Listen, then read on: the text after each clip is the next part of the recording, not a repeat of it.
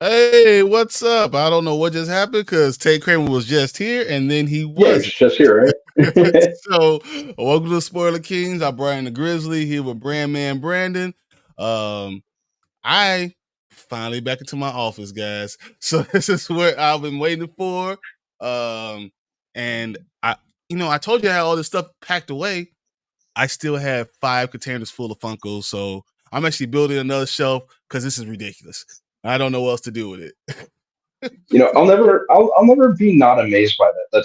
That's impressive, dude. It's weird because I didn't even you know, I didn't start thinking about this until later, and then all of a sudden, here it is. So, Mhm, I thought that was really cool. mhm. That we're able to do this, dude. I don't know how many of you guys saw X-Men '97, but I lost my damn mind. Like literally, Oh,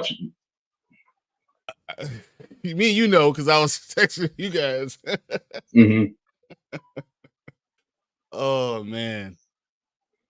All right, we got That show, that's my priority number one Wednesday mornings.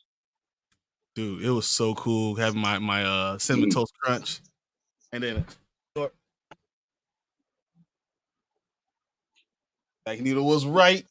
Yeah, Where'd you get that one? literally right after the show, I went online and I bought it T on Public? Amazon. No, I actually got it on Amazon because T Public was gonna take too long, and Amazon said it right away. So I was like, Mhm. before the next one, I got Magneto was right. I got a bumper sticker. I want to use that. Put that on my on my window. Mhm. Oh, I thought that was I got like a X-Men tank top with the traditional logo. Uh, just too lazy to put it on tonight. all right. We're going to get some of the comments. We got Derpy who came in first, What's going on, Derby? and then Mama Bear. I was actually watching Mama Bear with her and Same. Retro Nerd girl. Yeah, we were sitting there talking about it, like, oh yeah, I remember the episode of Gargoyles because I got it all on DVD. So Mhm. yeah, I was like, yeah, I'll go back. I won't back and look at that one. Yeah. We got Matt here. Yo, What's going what's on, Matt? up, gang?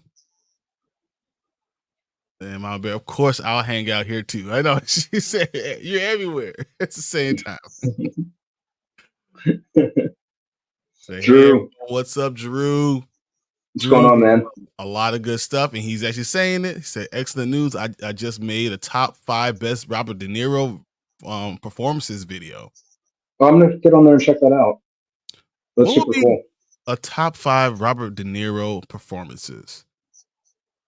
Um, hmm.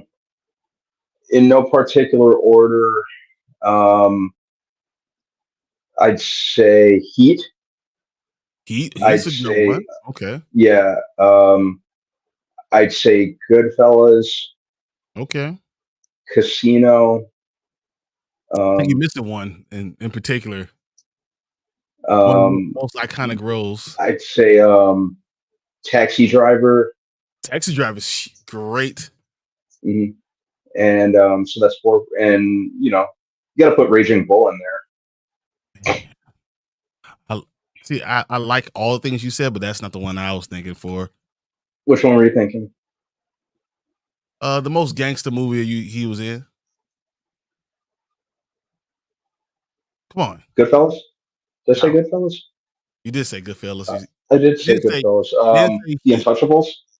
You didn't say Untouchables, but that's not the one I was thinking of anyway. Um, what, The Irishman? But do I put that in front of it? I don't I know. I I don't laughed know when if he I said put the that in Irishman. front. What could I be missing? No, I don't know if because I like analyze that. I like that. Hmm. I don't know. Men of Honor I thought was amazing, but he's Hmm. done so many good ones. I'm not sure. Analyze this. Casino's the best one. Yeah. Is it better? It's not Casino. better. Godfather Part 2 is the best one. Yeah. So Godfather. Godfather 2 is number 1. Then I think Taxi Driver is in front of Casino. I think Godfather Part 2, Taxi Driver, then Casino. And then Brandon said Goodfellas, which I Gotta agree with. And then Raging Bull. Does Heat does not get your top 5? Well, I said Heat, right? That was the first one I said.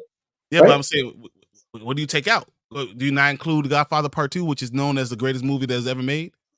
I always, for whatever reason, forget that he was in the second Godfather movie, and I'm always ashamed of myself whenever I forget.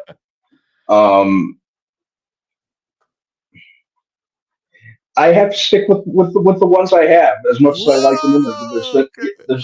There's been so many great De Niro performances, and we didn't even I say think Bronx Tale, which he also directed. Yeah. I thought about putting the fan in there just because that was such a crazy, unhinged, scary performance from him. You're not wrong. Man. Yeah, I mean, Taxi Driver, Goodfellas, Casino, Raging Bull, and The Godfather. Godfather is literally the #1 movie in most people, almost everyone's list. Yeah. But yeah, I mean, Bronx Tale, Heat, that's up there. Meet the Parents, is good. It's very different than his normal stuff. Was he in Jackie Brown? It says he's in Jackie Brown. He was in Jackie Brown. He's definitely in Jackie Brown. Yeah. Mm-hmm. I remember the scene with the young girl. And she was yeah. But when he shoots Bridget Fonda in the parking lot. Oh man. I remember. Yeah. Woo. Yeah, analyze that. Yeah, man. Dude is a legend. And then before we go, keep going. Travis with the $4.99. I don't know if you left it a super sticker or anything. I think you just gave us the tip. So yeah, just donate it. There you go. Donate a super chat. So appreciate awesome, that, Travis, man. Thank you, Travis, for that. We'll give you one of these. Let's see what we got for you. Oh, here we go. You might like this.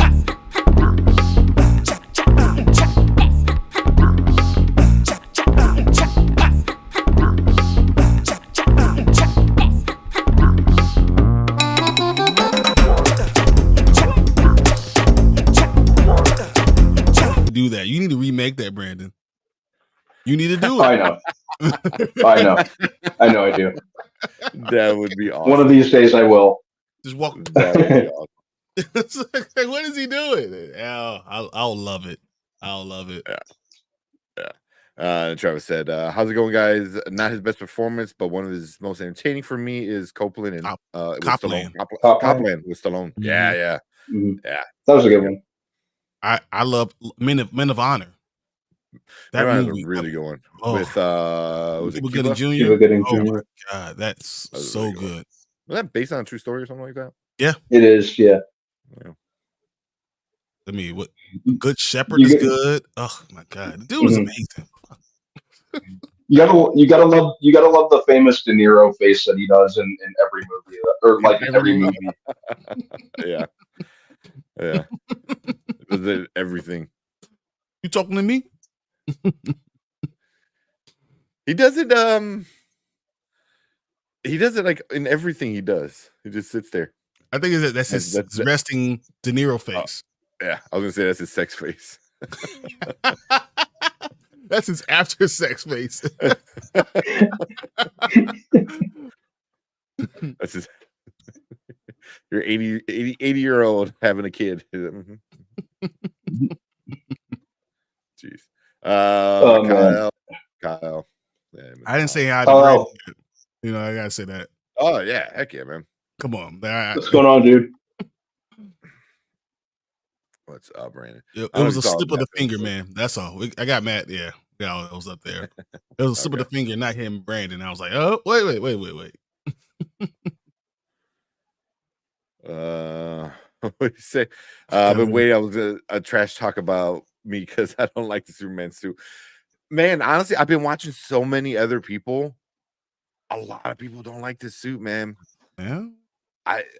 But I'm trying to like anybody who doesn't like the suit and has good reasoning, and not just like I don't like it because it's not Henry Cavill. Like it's not going to be Henry Cavill because we're past that. That's not a good reason. Yeah. like we can argue, you know, whether it looks bad, looks good. Like, why do they pick that? Why do they do this? Yeah, that's fine, man. We can argue about that all day long. But when it's just like it's not Henry Cavill, I was like, okay, cool. You just say, duh. Yeah. I was like, yeah. Because to me, that's not like a good like nerd argument to have. You know, it's not a fun, you know, argument to have. It's just like, you know, you're not coming to a place of like actual like fandom, I guess. You know, or it's more even just like anger, thought out process. Like, why don't you like it? Yeah. There's gotta be a reason, right? Yeah. Yeah.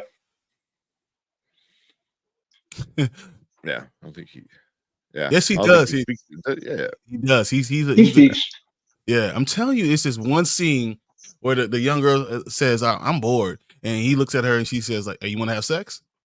And they just go off. And the next like, scene, they're having sex, and they finish it Yeah. up, and she's off. Like, just like, Yeah. so he definitely does. So when Simpsons did about him when he was out of prison, I don't remember De Niro thingy. Yeah, I don't think I saw that one. I don't remember that one. When he was in the movie theater laughing. Cape Fear. Remember. Dude, why am I blanking? I feel like I watched every Simpsons episode, but you know, Nick Nolte, I think it's Nolte. Nolte. Nolte. Cape Fear. Cape Fear. Okay. Yeah. Cape Fear, yes. Yeah. We got Anzo. What's up? Amazing episode X97. Bro. Oh man, it sure was. Oh my god. I can't even start talking about it because I'm going to be I'm gonna be unbearable. I'm like, oh, look what I found this comic. I have. I was looking for some other ones and I couldn't find them in enough time. Like, damn it. But yeah. I should have brought this. Heather, thank you for subscribing. That's awesome. You just missed it. Yeah, thanks for the subscribe. I missed it. As soon as you looked up, it was going. Thank you for subscribing. Appreciate it. Thank you so much.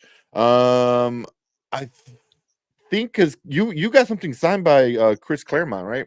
Yep. Yeah. I regret. I should have got something. I should have got something. I was kind of upset. Are those your grades? Well, the first one. Only one came in so far. Yeah. So I should get mine, I think, this weekend or Monday. But I'm only getting the 3 non-printed ones. So the two ones that I'm waiting for, the important ones that got cleaned and pressed and graded, they're not even grading them yet. They're still processing them. I was like, damn it. Really? Yeah. So I wonder it's because they had to get pressed and cleaned before they did anything. They probably sent it to be pressed and clean before anything happened. Before that, like it actually gets graded, obviously before it got graded. But yeah. We're gonna get into that because this is basically the X-Men Marvel episode because we're gonna get into that. We're gonna get into Janelle Monáe joining the MCU. You know, we don't know who, but hasn't signed yet. I thought she already signed. No, I thought that they're still in talks. Still, that she was. Yeah, she's still in talks. Still in talks. It's like it's rumored at this point.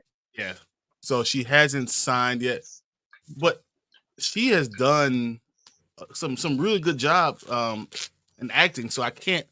As much as I was like, I wish it was someone else. She's been excellent in a lot of her movies. So yeah. Well, you don't want to talk about that right now, and then we can get into some of the other stuff. There you go. Thank you, Heather. Thank you so much for subscribing. Appreciate it. Because so she's in talks. 9.2. Not bad. Yeah, not bad. You don't get any of them pressed or cleaned? Nope.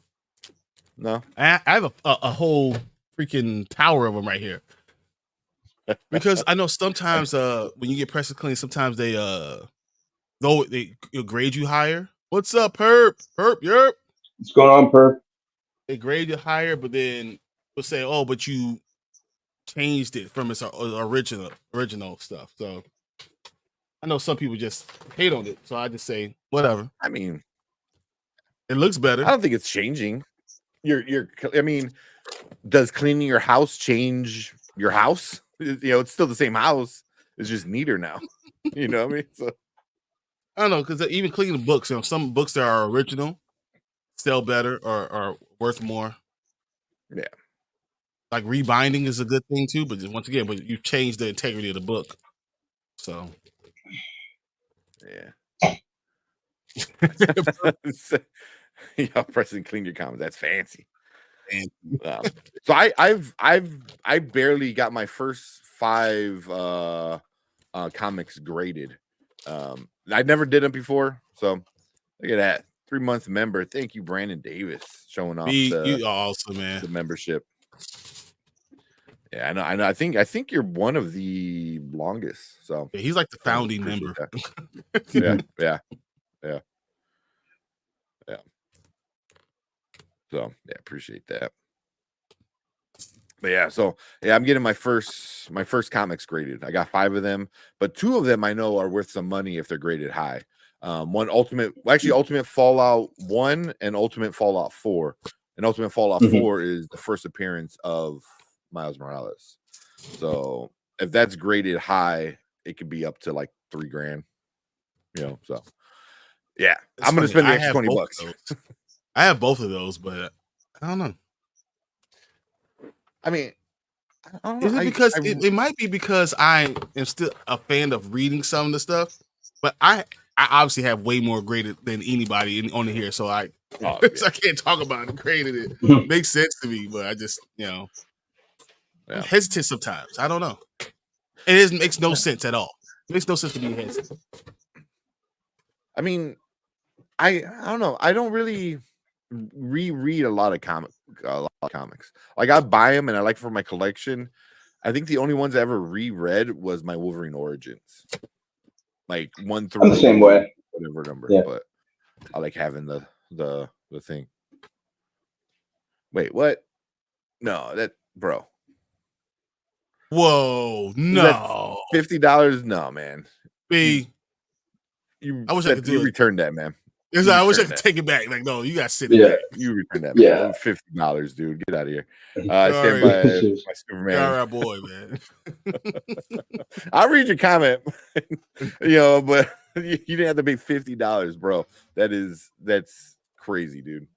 Yeah, I stand by Superman had no choices to kill Zod. I mean, I'm not even gonna argue that, man. I feel like this one's hello, rich people. Troy's joining you. Yes, I'll hold. Oh man, yeah, man. Dude, you are that's the son. Yeah, dude, we appreciate that a lot. Yeah, that's seriously. A lot. So if it's a mistake, we get it. Don't worry. No, you see. I see what you say, B. I appreciate it. Man. I really do. That's awesome. Okay. Yeah, but yeah, we that should be. There's some topics that we should get into that would be like a whole thing. You know what I mean? Like I don't know if it'd be a whole show, but it'll be at least an hour. At least an hour. We could. And this is one of them. Superman with killing Zod. That's definitely one. So I feel like the movie made it seem like Superman had no other choice but to kill Zod. The movie made it seem that way. I just contend that you did have another choice because you're Superman and you could do things that other people just cannot. That's my contention. I feel like you could do more. Mm-hmm. Yeah.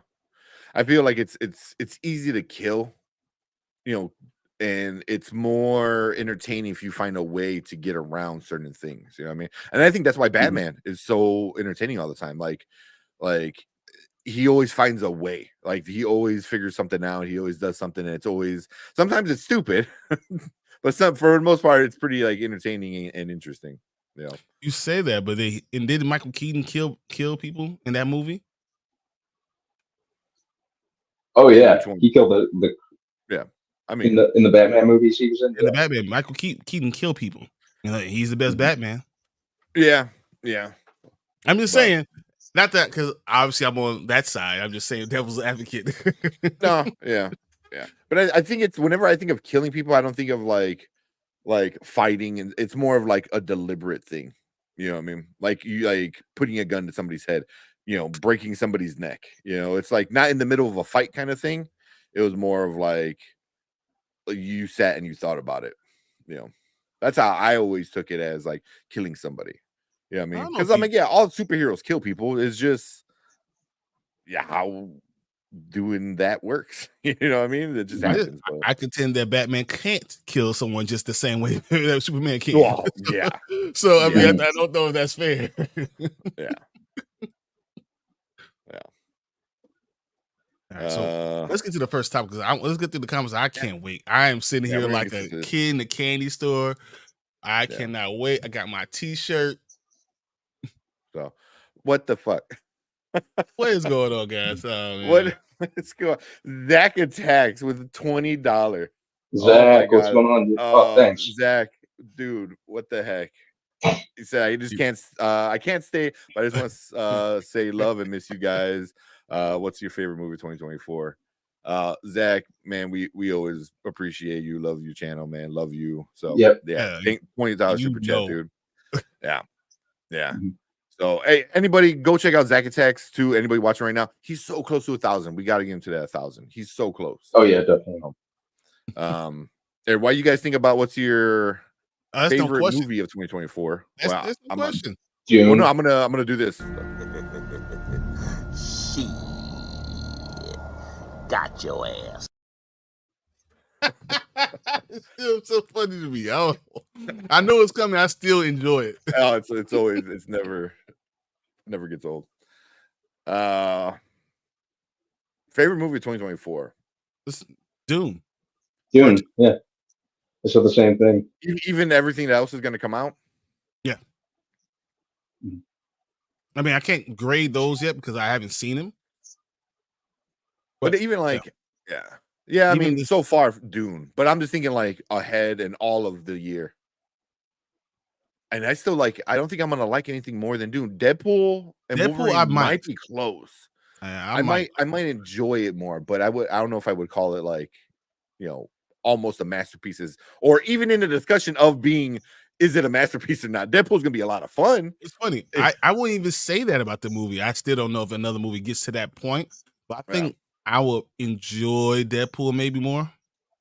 I don't know, man. Does X-Men 97 count? Because I feel like every episode is a damn movie.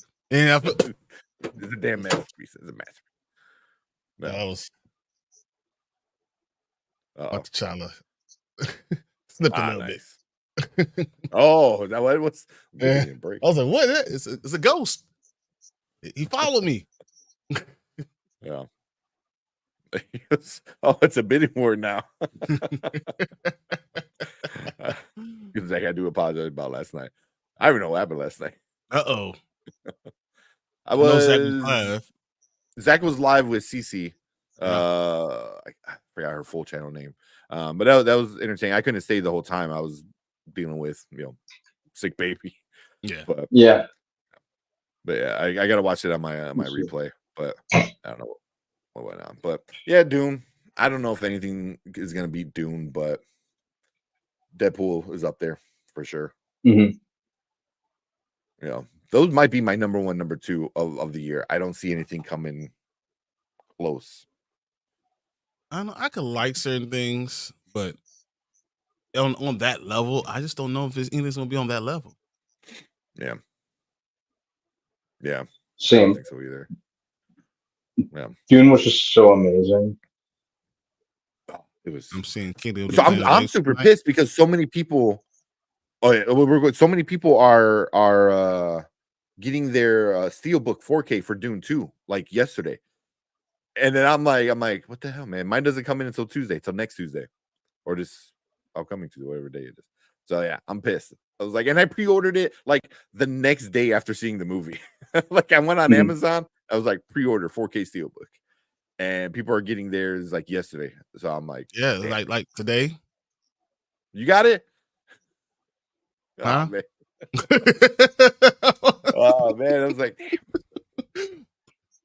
I bet. I got my crow, but I don't get. I'm like, what the hell, man? Like, I pre-ordered that thing months ago, like at least 2 months ago. So today was a good delivery day. I'll tell you that much. Yeah. Also got, I got this. Oh, that's a cool cover. But I just realized I have 2 of them now. There you go. Giveaway. I have a whole container of giveaway stuff already. I have a container full of giveaway stuff. Right now. We gotta do that soon. As I'm going through all these things, these totes. Hold on.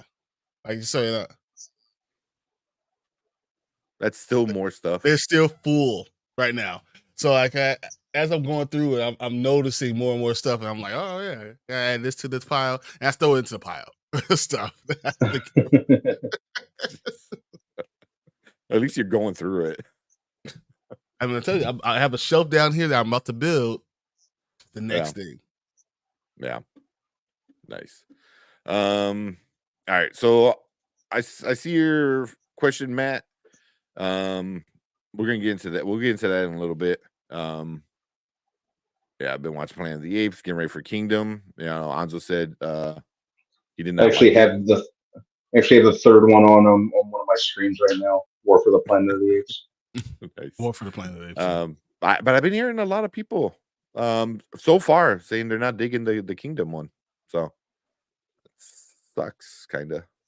I mean, you can believe that. Can't you believe that? I mean, the concept. I mean, number 3, I wasn't too much into, and I forgot what was that. The War for that was War for the Planet of the Apes. Yeah, I didn't care for that. I think my favorite of those 3 was Dawn of the Planet of the Apes. But I liked them all. I like the ones with Caesar. Mm-hmm. You know, but ever since Caesar's been gone, I haven't enjoyed them as much. Because you know the backstory, you understand why he's doing the stuff he's doing. You understand like his whole arc, where he's come from, and since then, it's been like, you know. Yeah, you say I didn't like War either. Yeah, it is, you know, it is what it is. I gave myself a headache, so my pressure was rising. So some things in tone are becoming. Oh, okay. I get you get a little worked up, man. You know, when you, especially when you're trying to defend yourself and you're in chat, and you know, dude, how many times do I yell at YouTube? Now I'm curious to see what it was all about. Oh, excuse me. It's harder to have an argument with somebody in chat because 1, it's a delay, and then 2, you can only type so fast, and then as you type faster, you get more mistakes, and yeah. Oh, here you go. Xavier saw Kingdom. It was entertaining, but definitely not the best one. Just okay. Damn. Yeah, so I'm digging it. Yeah, I'm gonna. Oh, that's why he said I can't watch that series of movies that made me that made me because the young people has talking about has crappy movies make me feel sick. CC said Big Mama House 2 was great, but she's I don't know how old she is. I think she's fairly young. She's fairly young because the little bit I did watch, I think she said like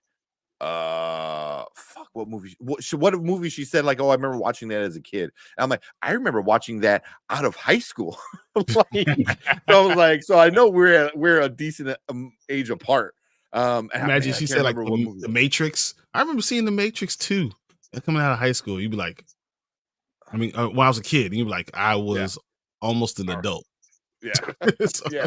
I was like 17, 18. Like, but yeah, so it depends, man. You know, Brandon, it's younger people. Again, I don't know how old she is, but I know she is younger than us. They're gonna have different takes on things, you know what I mean? And it's sometimes I like that takes more because you know sometimes we're jaded through stuff, so you don't give things the chance that they really deserve.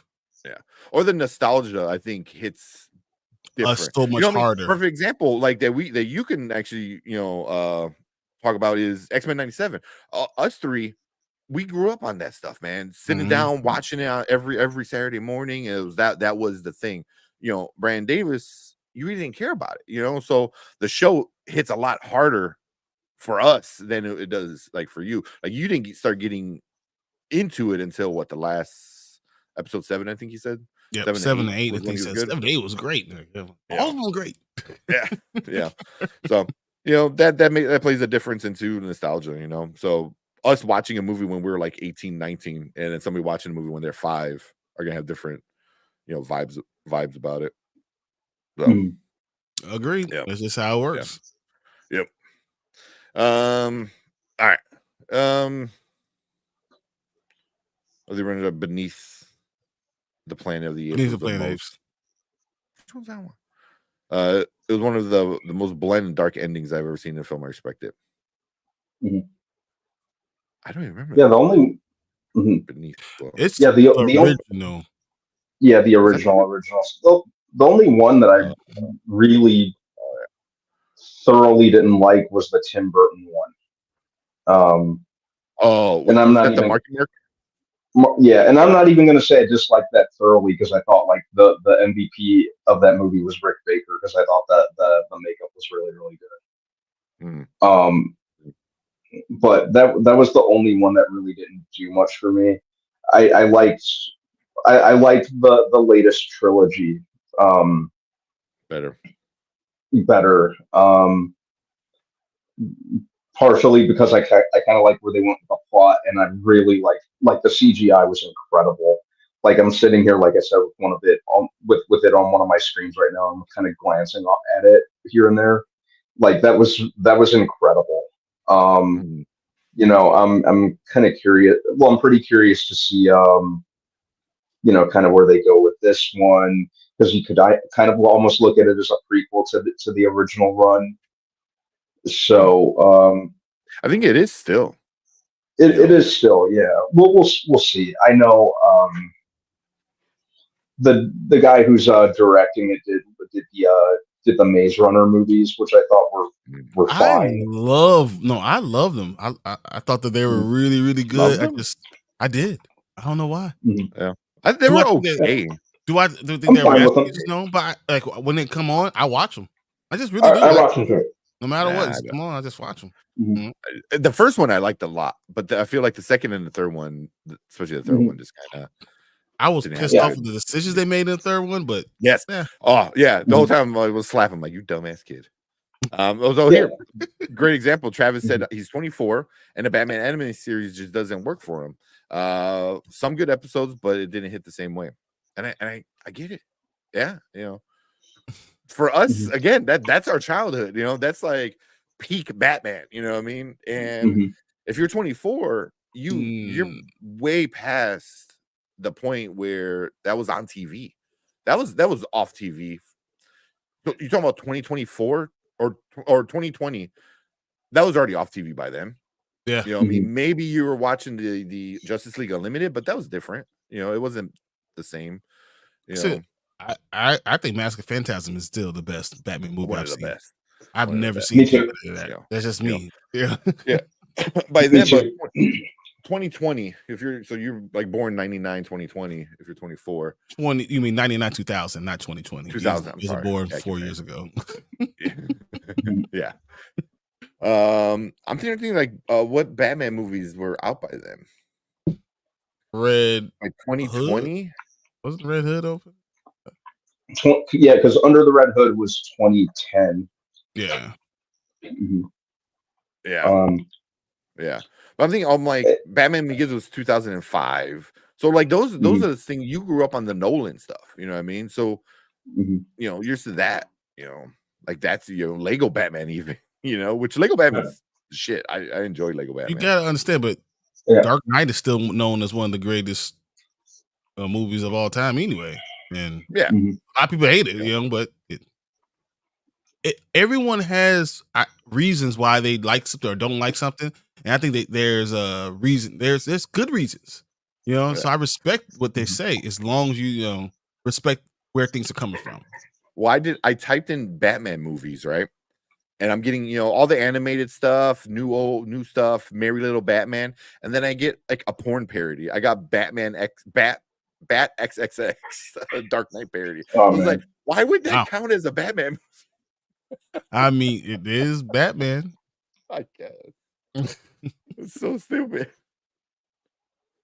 It's literally right next to Batman the Dark Knight, the animated one, right? Amazing movie. And next to Batman, Merry Little Batman, which I just released. And in between those is a porn. Wow. Oh my God. That's crazy. Yeah. But you got a background check. Oh yeah. So actually, let's just say I have double the amount of Funko still to go up right now. Mm-hmm. And if I have more doubles, it's gonna be more to give away. Yeah. I have so much stuff. It's just ridiculous, honestly. Yeah. I haven't even put my sports stuff up yet. That's how much stuff I have. Yeah.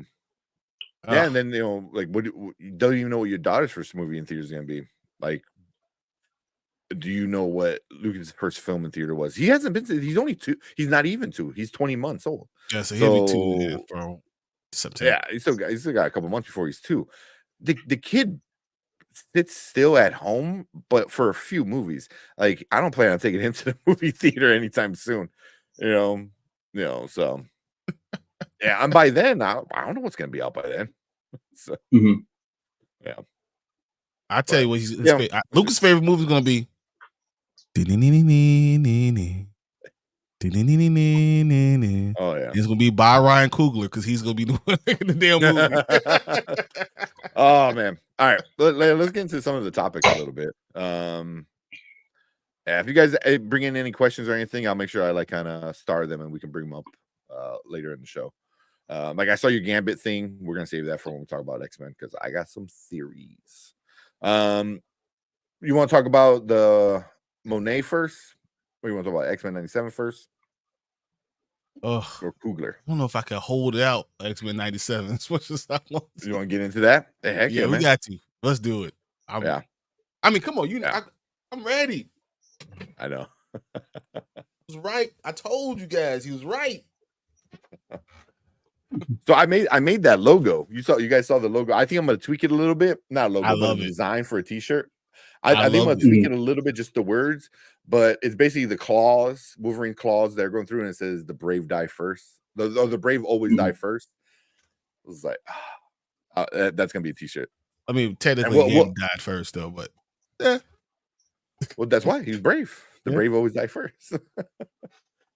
So even that, because even that's a callback to something else that happened in the show. So the fucking show's amazing. This show is amazing.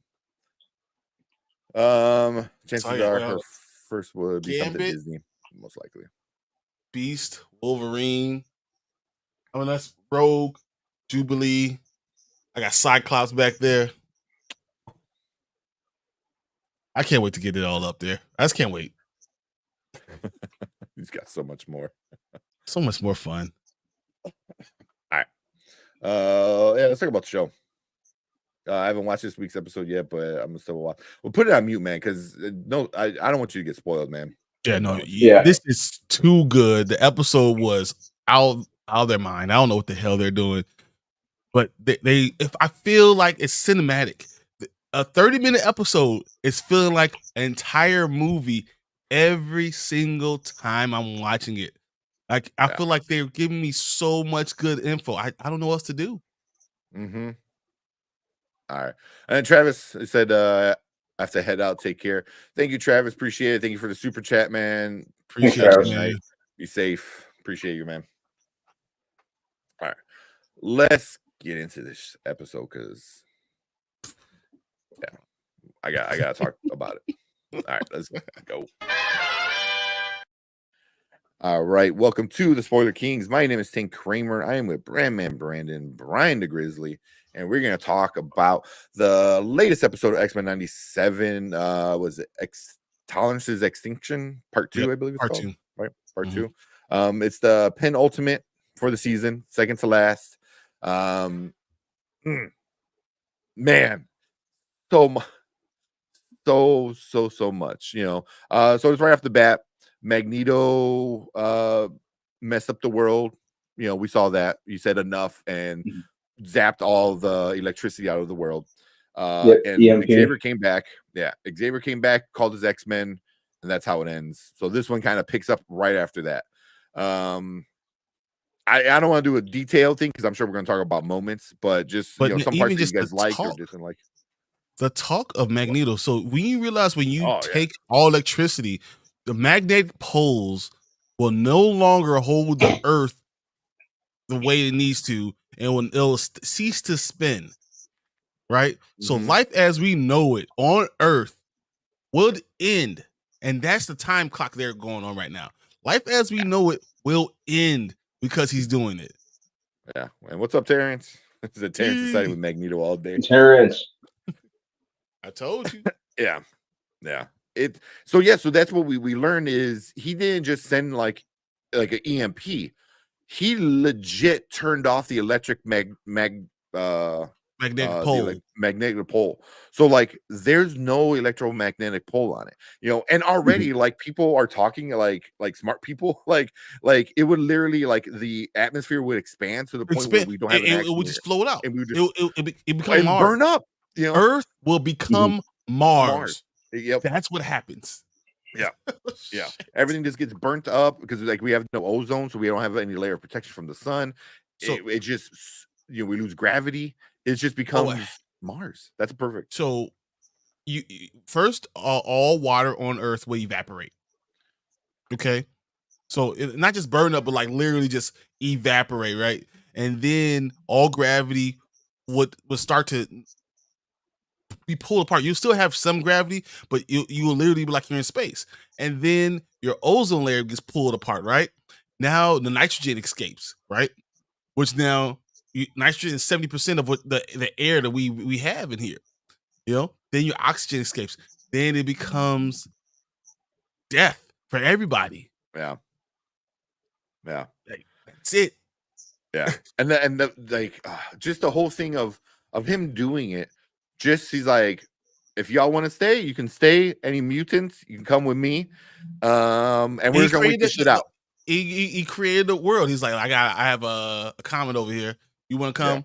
Yeah. We can. Well, it's the same. One of my friends messaged me because I forgot the name. It's the world that he had Comment before. Comment M. Because it's the one that he had before that didn't work in season 4 of X-Men 92. Wasn't it season 4? I believe it was. And then he came back and he was all depressed all the time because it didn't work because he got conned by another person and another mutant. Yeah, he got betrayed by one of his what was that, Fabian Cortez? Yeah, he got betrayed by one of his acolytes. Yeah. Shit, where is it? Asteroid M. Yeah. he had messaged me. He's like, oh, I couldn't sign in to comment, so he's like Asteroid M. So Asteroid M. But yeah, I thought that was a cool callback that it brings that back. That like it crashed back into Earth, but he knew exactly where it was. It was kind of like his backup plan. It was super interesting. But him also just be like, you can come up with me, and we could wait this shit out. Let all of them die. I'll come back. Restart it back up, let it all kind of kick back up, and then we'll come back and be the only, and we'll like repopulate. It'll be all me. I don't know. His whole plan is crazy. Because it doesn't work that way. The ozone will just come back. It does not work that way. Just don't know what you're thinking. It's comic logic. But dude, it's it. Oh my god. See what Terrence said. I'm with Magneto. Humans were given a chance. Enough of that. Move aside, Professor X. Your way doesn't work. If you wish to leave, stand aside. You're not wrong at all. Professor X every 5 minutes of the episode. Yeah. First Cyclops. It's like it's like he had his hand out. Please, just give my hand. Cyclops went, you. I'm out. Yeah. But everyone's like, you are wrong. Your way is wrong. Your way has got us here. You are the reason we're here. I don't like I get that understanding. I don't know if that's like fully true. because like is Magneto just playing into what Bastion wants? He goes, listen, he goes, I need you to be the bad guy. So I'm going to do something really bad. You're going to, in turn, do something way worse, which is going to give me permission by the human governments of everybody to unleash full-on warfare with you. You know what I mean? So it's like, is Bastion one step ahead? It doesn't matter because everyone will be dead. There's 12 hours. That's all they got is 12 hours, and everyone's will be dead. So you can, if you can find a way to repower all the people, which is impossible, right? Because there's no magnetism, which means there's no power. There's no electricity anywhere. So like, there's nothing. Right now, he's the battery. Yeah, he's it. Yeah. So you know, I think Bastion didn't know that Magneto was willing to go as far as he went. Yeah, possibly. Yeah, it's really like interesting, because it does follow the Fatal Attraction storyline, I believe. You know, that I was going through a lot of my old comic books and stuff like that once I watched it Wednesday. But yeah. I mean, it's really interesting. I still feel like Bastion's got a trick up his sleeve, though. But real quick, one thing I wanted to mention while you were talking about everyone talking shit about Professor X. So when Cyclops was like no, like F you took off, you left us here and did all that, right? And he put, like you say, he put his hand out and he just walked past him. And like a few minutes later, Roberto tried to do the same thing. He goes, "Oh, we're in this position because of you." The Cyclops steps up. He goes, "Nah, listen, we're done. We're not blaming." It was almost like he's like I can talk about my daddy. You cannot. Shit. Yeah, exactly. I was like, I can talk shit. You don't. Shut up. You know, it was like, because he even like sides eye like Xavier at the end of that. He goes, "Listen, I'm not defending you, but I have the right to talk shit. Like no one else. You're not part of this. No one else does. You just can't hear yesterday. Shut up." Yeah. Dude, but can you imagine in this episode, and within 10 minutes, we realized that the Earth was about to be done. They created this unbelievable situation in 10 minutes. Like, we've been waiting all this time for other shows to do these things. They've created all these odds so quickly and let us know exactly how bad it was that fast. And then we got two different sides immediately. With Sunspot and I was so mad, Rogue. But whatever, you know. That's what I like about this show. Like, it's so good at establishing the stakes, and that there's like real shit and real consequences going on. That's what I like about this show the most, and it handles it so effectively, and just the pacing is insane. A lot happened in this newest episode. A lot. And it's crazy how well it just handles everything. I think that's the most impressive thing about it. This really could have been just cash in on nostalgia. They're bringing it back. No, like, they really put their foot into this show.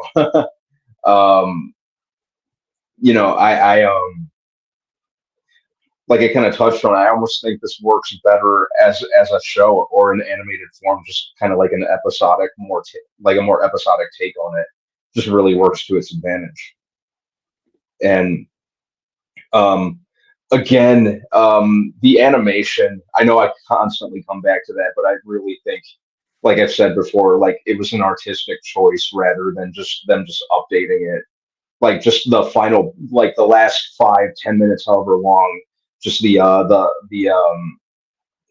battle, just the color scheme and like just the visuals were incredible. You saying that reminded me how awesome it was seeing them in their old school suits. Yeah, that was epic. You see everyone in their old school suits. That was so amazing to see. Along with that moment that Cyclops had with Cable, and he threw the suit. It's like, what the fuck is this? It's like, what? You want black spandex, and then so that zinger was leather, great. Yeah. Black leather, that was a great zinger, and I just enjoy everything. Every decision they're making is so good, and it holds so much. It just holds up so well. Mm-hmm. Yeah. I mean, the in the old school suits kind of gave me Pride of the X-Men vibes. Yes. Yes. 100%. Good job. Yeah. 100%. And I think Bo DeMeo even said, like, watch that. Even though it's not canon, watch it still, and it's free on YouTube if you want to watch it. It's free on YouTube. And just like definitely it was like those same kind of vibes with it. But I just think the dialogue, as corny as it is sometimes, it works perfectly. It works perfectly because it's a comic book kind of show. It's comic books, brought to life, and there's still a lot of people, like I think John Campy is one of them, who's like, it's great, he loves the show, but he says there's a lot that dialogue wise that you can't do in live action because it just sounds stupid. And I'm like, I disagree, man. I'm like, it's just because it's live action or animated, like there's some stuff like some story beats that you might not be able to get to or show properly, but the dialogue, it's fine. Like the whole Jean and Storm thing, I rewound that shit and watched it again. When they first said that, like I was like, that's just so epic. Like I don't remember that from the comic books. And I was trying to see if something like that was from the comic books. And I don't fully remember. I mean, if it is, correct me. But for the show, it fits so perfectly. They're like, oh, have them mind your weather and weather your mind. I was like, bro, it's so corny and cheesy and perfect. Dude, perfect. No. When Storm came on the screen and was it who was that? Jubilee runs and gives her a hug. And the way she's just royally standing there, right?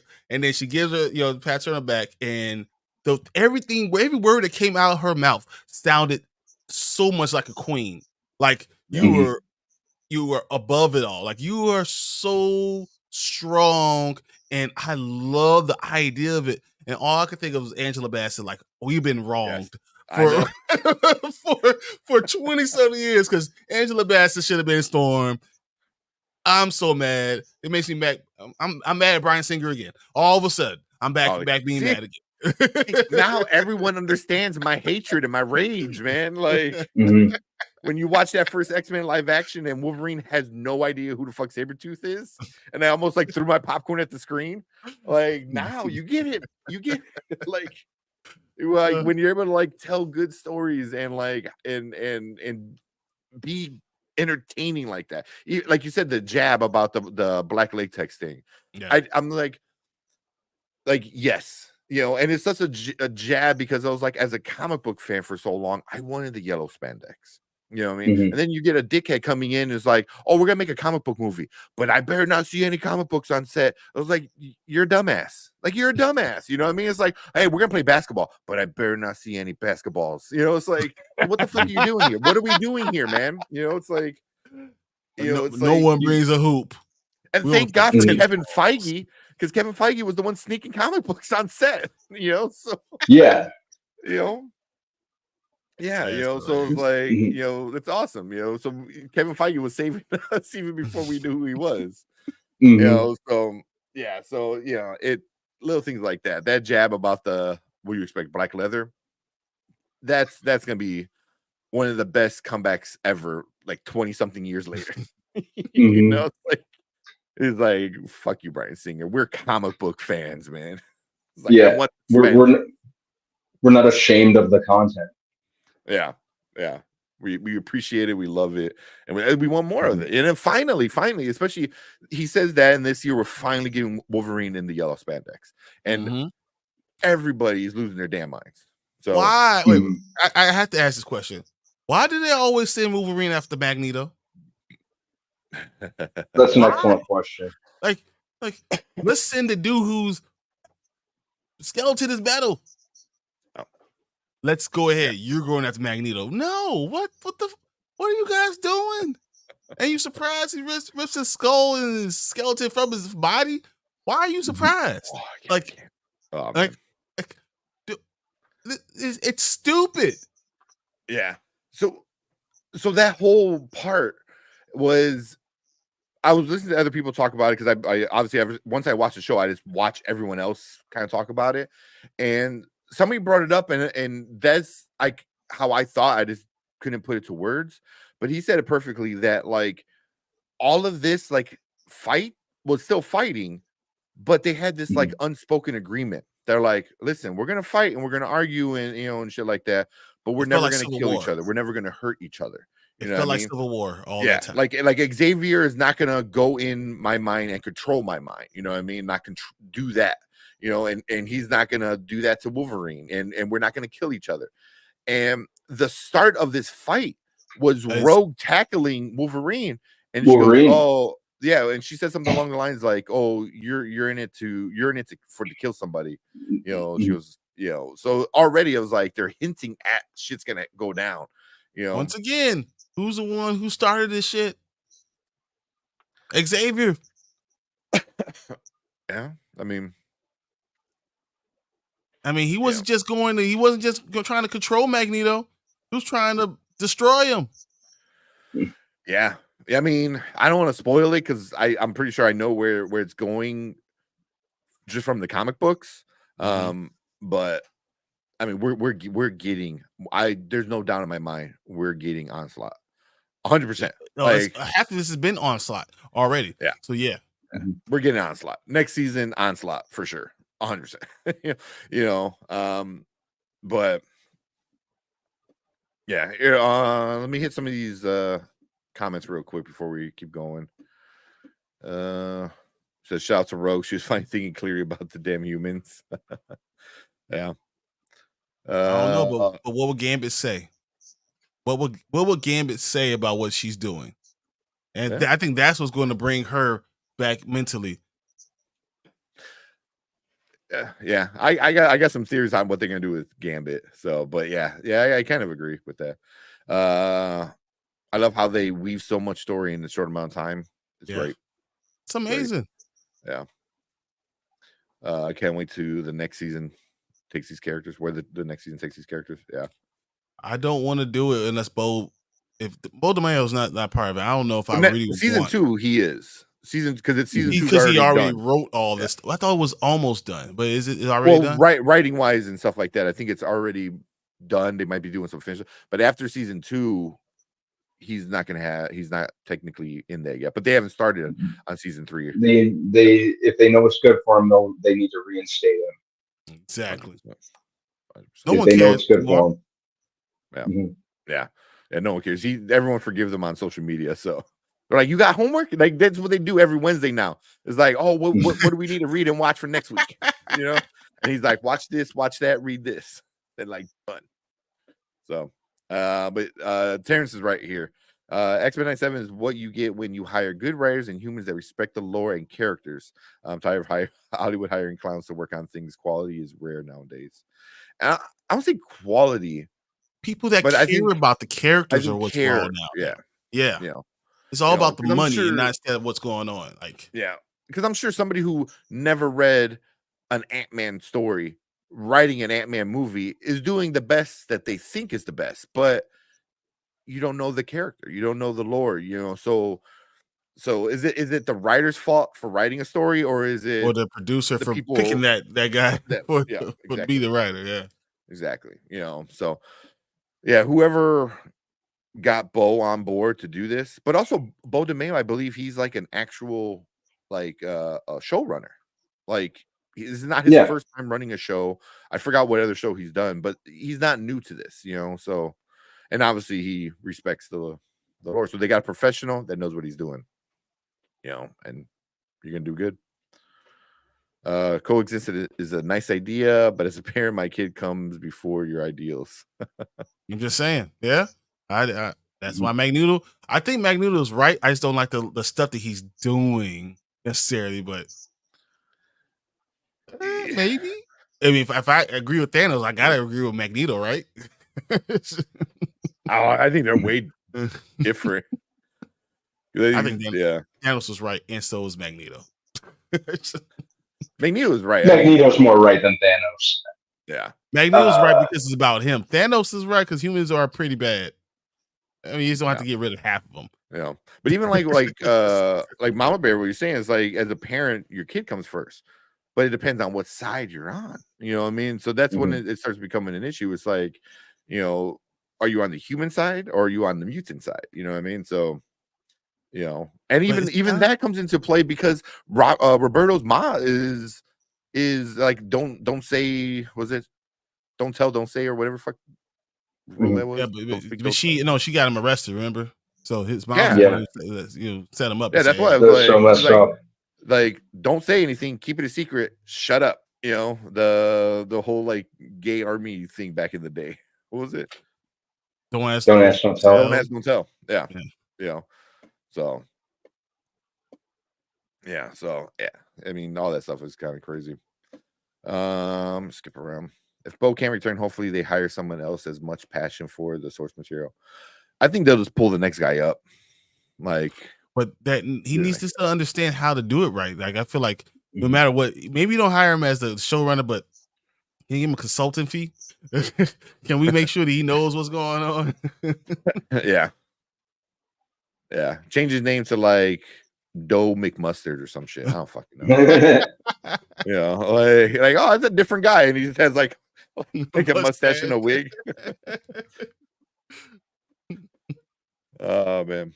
It said there's nothing corny about facts. Last time I checked, the majority of characters in X-Men 97 speak facts from different perspectives. Yeah. Everyone does. I mean, that's the whole idea of X-Men. Everyone's right, which makes it like, from their perception, they're 100% right. And that's what makes it compelling, because you have two good sides that are speaking facts. I said I like Wolverine going after Magneto. My boy Logan don't give no Fs. Yeah, now you can't feel nothing. Yeah. So also real quick, since we're talking about this, I think all the people that were upset about Wolverine not getting enough showtime or screen time might be satisfied for next season, because the way this ended and the way I think they're gonna go about it is they're starting Wolverine's like story. You know what I mean? You know, because you gotta remember, at this point, especially in the comic books, when this happens, you know, he becomes, you know, feral, you know, and stuff like that. And but that's when he learns, you know, he learns about, like, he had claws before he had the metal. You know, he starts to find things out about his past, and that's when he starts to go down this road of finding out his name is Logan. You know what I mean? Like, he never even knew his name was Logan, you know, besides a dog tag or something like that he had, you know. So, you know, finds out about Sabretooth, you know, and them being, you know, step or half siblings, I think, or something like that. You know, so you start getting into a lot of that stuff. So I wonder if they're going to be happy knowing that Wolverine's getting his due next year. But you don't know if that's what they're going to go with. That's what you don't know. No. But I can see he's getting at least one story next year, because they're gonna start to, I think, figure that out, because it seems like everyone kind of gets at least one. You know, it's like, okay, this is your episode. Yeah, this is your episode. You know, and Wolverine didn't really get one this year, so I wonder, they're setting all this in motion. So is he going to get his next year? So, and you also remember season 1 and 2 were kind of like back to back. You know, like, you know, they were writing like there was no, like, that was it. After season 2, they're done. You know, that's what I feel like. We've had so much Wolverine stuff. I'm okay with them. We've had 20-something years worth, nearly 20-something years worth of Wolverine movies, and you're that upset about him not getting enough exposure in this season. Just go back and watch some movies. Yeah, exactly. Because they focused on it more than enough. Yeah.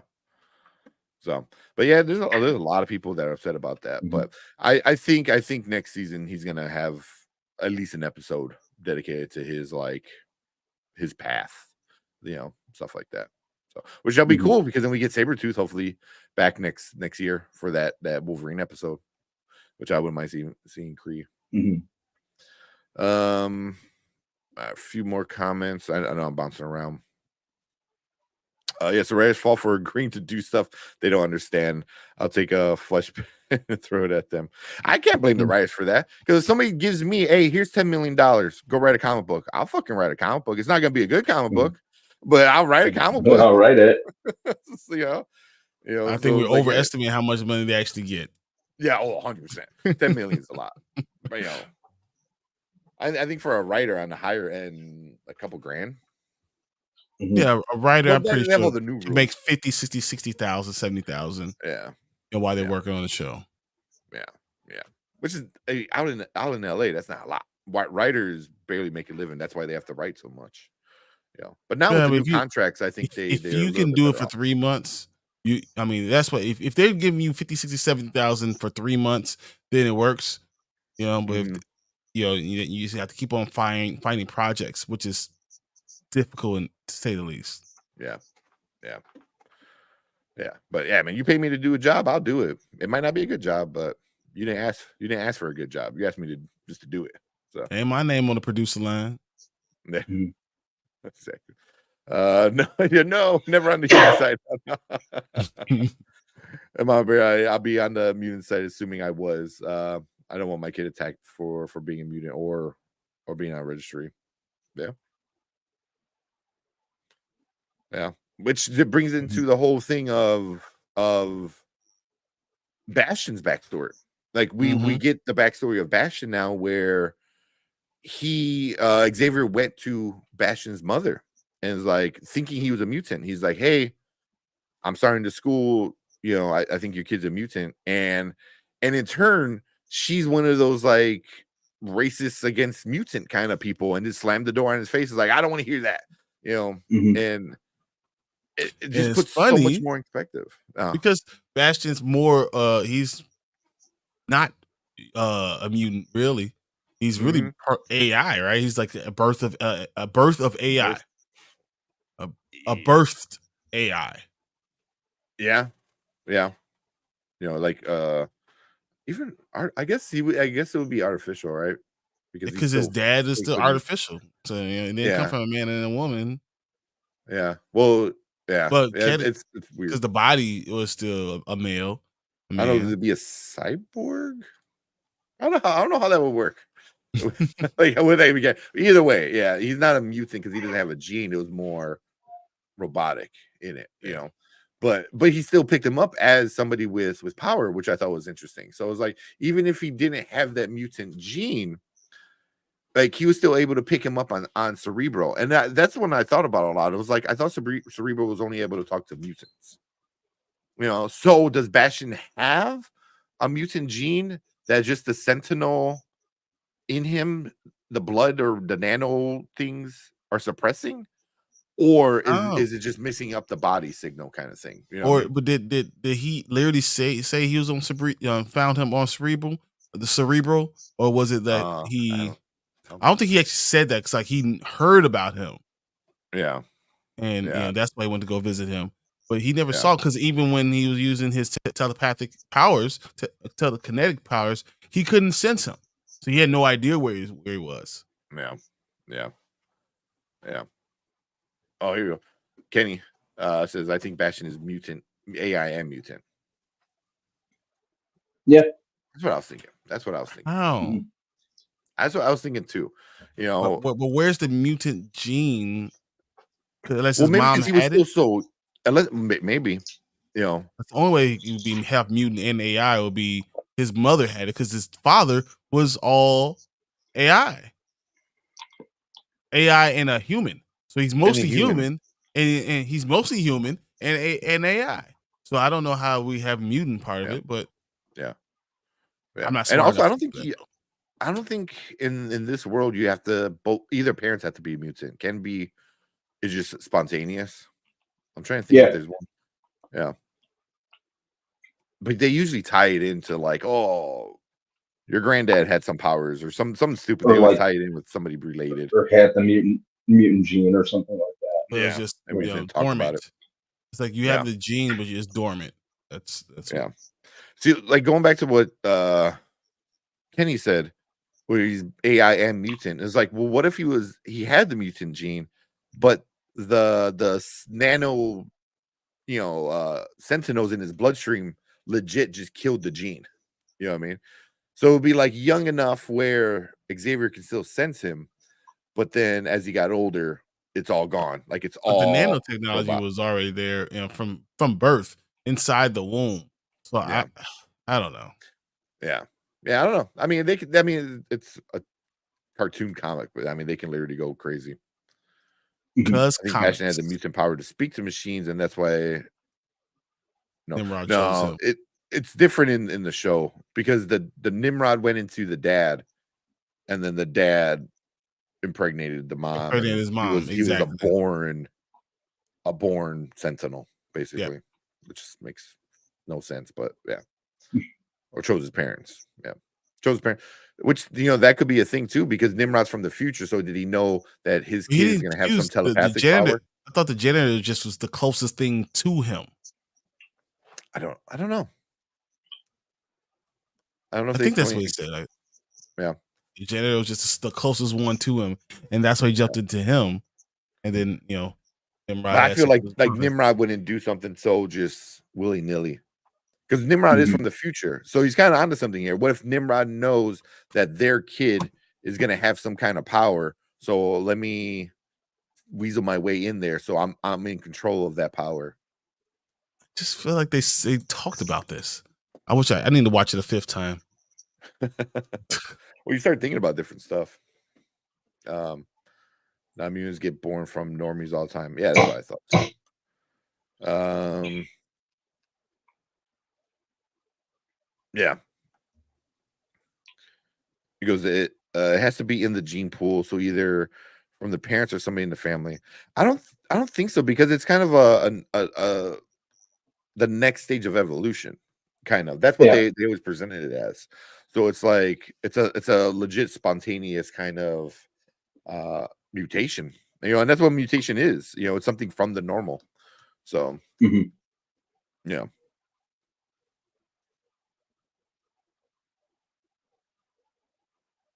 I'll find. I'm trying to go through everything, all the questions, and getting through everyone. There's something else I wanted to bring up. And well, anything you want to bring up, Brandon? Any parts or that you go like, oh damn? The last 10 minutes. But no, I like how it balances the action with kind of the social political aspect that's always been associated with the X-Men.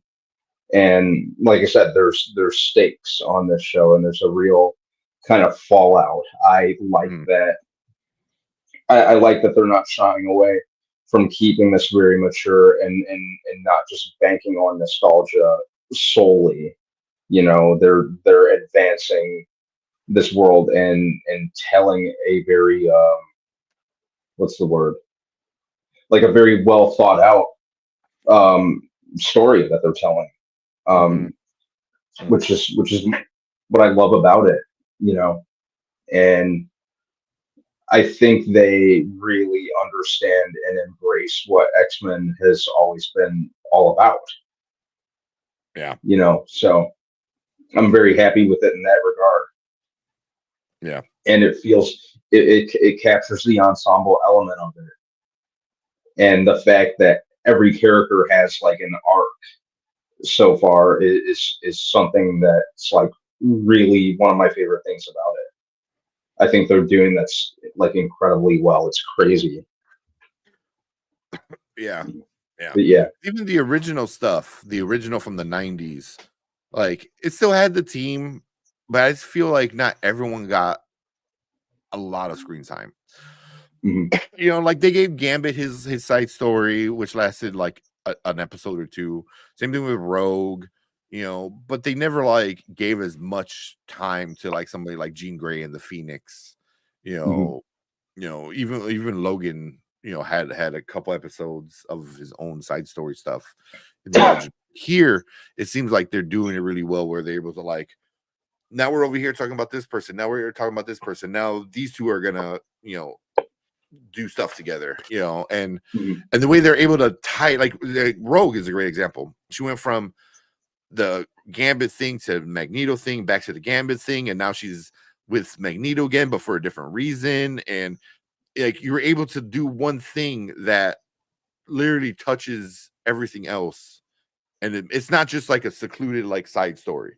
You know what I mean? Mm-hmm. You know, it's like each story is important to everyone else's kind of side story. So I don't know. Mm-hmm. It's done so well where I'm not angry. You know, like I would I want more people on screen some more often? Sure. But for the most part, they're doing an amazing job with sharing the screen pretty good. Mm-hmm. Anything else, Brian? Any parts that you're like, oh damn? No, I mean, I said what I said about Storm. I even with what you just said, I still think that she should have been on screen more because of that dynamic of, you know, we have no other character of any other color. Just honestly, it's just her. She carries the torch for everybody. So you have no one else, you know, for a show that's about, you know, inclusion and everything else. It's still, you know, white male, really focused.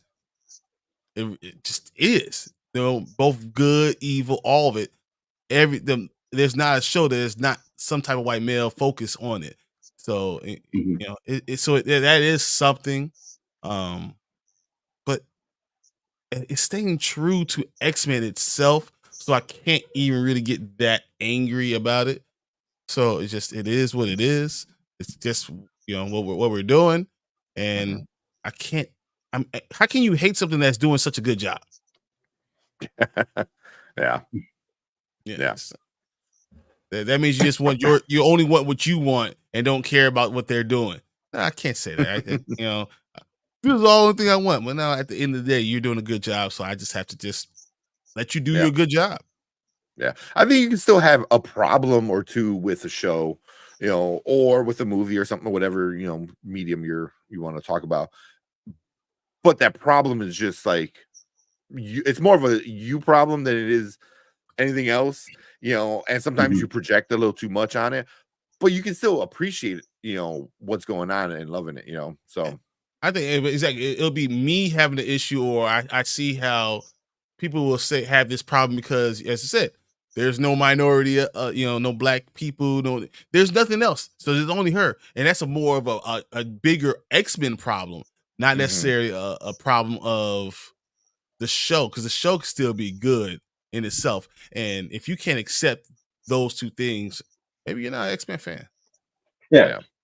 Like you said, like Storm not being on there enough because she's the only really black person on the show isn't like you said, isn't the show problem. It's an X-Men problem, because how many other level or other Omega level or anything like that are there out there? I mean, in the top 20 of characters, you know, there's 3 other black characters, and all of them are like 16, 18, and 19.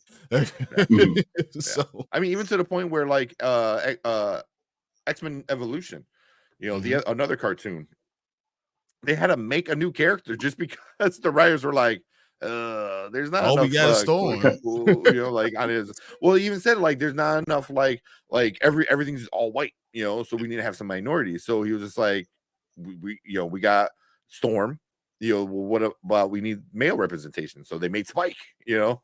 Spike was legit made for that show, you know. So I mean, X-Men, this show could do something along those lines. I think a lot of people are upset that Sunspot wasn't darker, you know, because he was supposed to be like, he's Brazilian, and you decided to go Brazilian though, you know. So, but have you been to Brazil? No, but do you? I mean, look like me. Just no, they look you know, but it's also it's a different culture, you know what I mean? Like, you know, like Brazilian culture, even though he might be black, is not the same of like something like Storm, you know what I mean? You know, or even say someone like Bishop, you know. So it's not, because, you know, you have African American, you have African, but showing the diaspora, it would be a cool thing. When you have the opportunity.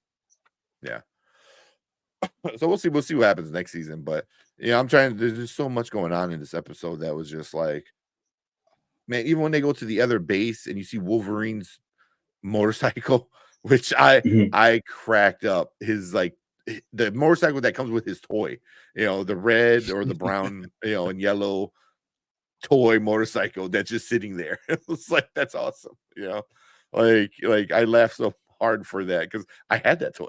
Like, you know. Hey, that it's so funny when Magneto was up there and he was like, "Why you playing with your little bird queen?" All this stuff was happening. They were heating. Everybody was heating Xavier so hard. Oh, it was hilarious. Just Everyone wouldn't let was up. mad at him. Everyone. Rose was going at him. You know, it's just everybody. People that you don't even know are going at you, and you just gotta take it. Oh, yeah, I guess you're right. Eventually, he needs to get pissed off, and it's like, look, y'all fucked up. I thought you could handle it. And I was okay. I was wrong because you were more of a terrible person than I thought. My bad. Yeah. And I think how they go about bringing Onslaught is going to be it's going to be pretty different than it is in the comic books. But I still think like who Onslaught is still going to be there between Magneto and Xavier. But I think some of the details on how they get there is going to be different because, like you said, I see them doing that. You know, where now he's pissed off. He goes, "All right, I get it. You know, but now F you guys. You want me to fix it? I'm gonna fix it. You know, and you know, you're not gonna like it. You know, yeah. Because I was watching somebody and they're like, "Oh, Xavier is that he's a character where he allows you to make a decision." You know what I mean? I was like, that's crazy because like he can literally change your mind. I can make it for you. Yeah. So, he could do a lot if he wanted to. Yeah. But he's a badass, but yeah. You know, the thing with Cable and Jean and Cyclops at the end was pretty interesting. You know, that's going to carry on for a while. What's going to happen? She's going to die. She's going to die. She's going to die. Phoenix is going to come back. But it's going to push Cyclops away. He's going to fall for Frost. What's her name? Emma Frost. Emma Frost. Yeah. You know, then they're gonna have a relationship. So when she comes back, it's another love triangle. You know, and then, you know, I think so. She's gonna be gone. Xavier's gonna have some shit going on. I think Storm is gonna become the new leader, like how she does in the comic books. I think she's gonna become full-time leader. You know, in it. Yeah, you know, I think we're gonna get. Anything surprise you that if you don't, if let's say Cyclops doesn't let her die, would that surprise you? Doesn't let her die? Yeah, because I mean he can fight his son, but you know what I'm saying? Like he can do something about it. Yeah. I mean, in the comics, he has. When he had to pick between his daughter and his son, she was like, he even said, he goes, if you got to kill Cable to get the, what was his name? Not Hope. Was it Hope? Hope. Yeah. Yeah. If you got to get the Hope, you know, kill Cable. So he was willing to sacrifice his, you know, bastard son to save his bastard daughter. So Cyclops isn't a good guy or a good parent. He really isn't. Not parenting goals. All right. yeah, he's really not. Oh man. Yeah. But I would be surprised just story wise if they let Cyclops save her, because I feel like if you let her die, it allows his character to become bigger. You know. Keep going, guys. By the way, I'll be right back. Okay. Yeah. All right. Yeah, you allow Cyclops' character to be bigger, so you know you can start getting to more of the militia. Militant. The militant one when he becomes a bad guy, goes down that dark path. Yeah, you know, and just talking about like kick ass, get names later kind of stuff. I mean that's how you get X-Force. So, but I don't think they kill her twice.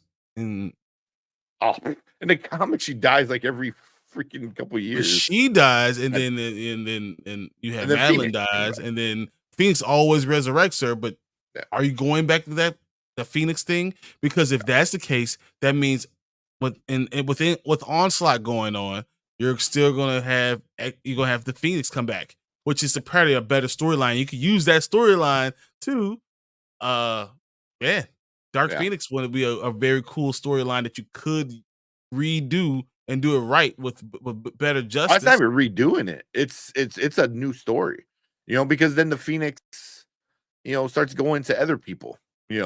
I can see that.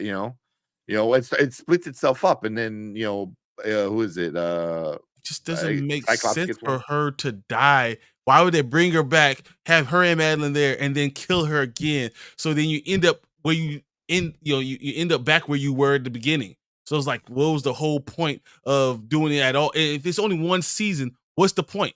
I feel like she could die, but why die now? Oh, because she dies by her clone lover's kid. I don't know. I don't know. No, I don't know how that's a clone's kid. That he has kid. a telekinetic. And then that's who kills her is like the Sinister not allow it to happen. No, I think because he already got it. Cable is the thing he was trying to create. So I think they kill Jean. They bring her back because that's all Jean does in the comics. Jean's a one-trick pony. She dies and comes back as the Phoenix every time, all the time, to the point where it gets annoying as shit. You know what I mean? Like, I'm over Jean dying and coming back. But they've been doing it since the 70s. I just don't know. I feel like there's so many ways to save her. You can use Xavier is the reason why she doesn't die. You can use a lot of different things. He wakes up and he saves her. Or, there's a lot of reasons. Or she doesn't die right then. She dies later, now saving Cable. I think that's a better story. It makes more sense. Instead, I brought her back just so I could kill her at this point. That's I don't know. I think next episode she's gonna die. I think next episode, and the saving Cable will be kind of interesting because in the comic book, there's a few times because he is a telepath, he gets it from his mom, right? Which his mom is a clone of Jean. So, but he always is constantly using his power to keep back his sickness. The cybernetic green line thing. And in the comic, I think he uses it against Deadpool. And when he uses it, he allows the sickness to take over. And I think he almost dies. So I can see that. So he's using his telepathy against Jean. She barely survives, sees him dying, and then she saves him from the illness. And then that's how she dies. So, because then that'll be a interesting relationship between Cable and Cyclops. Exactly. That instead of him, instead of having this hate, like Cyclops, like you killed her. Why would you do that? Now I've lost both of them, your mother and Jean. Like I just don't see her dying right then. I do not think that she dies in this whole Cable point right now. Yeah. I think on the bad guy side, Sinister bites it. I can see it. Oh yeah, Mr. Sinister is the man. Sinister and Bastion. I think both. I think both die. I think Bastion survives. Really? Because they're going back to the old school stuff. They're going back old school X-Men, old school mutants, and old school Sentinels. Like they're going back to the basics. With everything so far, how this episode is. So I can see Bastion maybe staying alive. Mr. Sinister would be interesting. Jean is boring. We could kill her, move on. But that's the thing, they kill her, but then they don't move on. They bring her back every single time. Because she's the living embodiment of the Phoenix. They kind of even dropped hints of it again, reminding everybody that that's what she was. So I just didn't think that they're going to do it now. I just didn't think they were going to do it so fast. I would usually say I agree, but they're doing everything so fast. Doing everything. You're right. So fast. They are. Everything you turn around is like, man, this is crazy. They're doing this. Like the storylines are happening so fast. I don't know what the hell's happening. Yeah.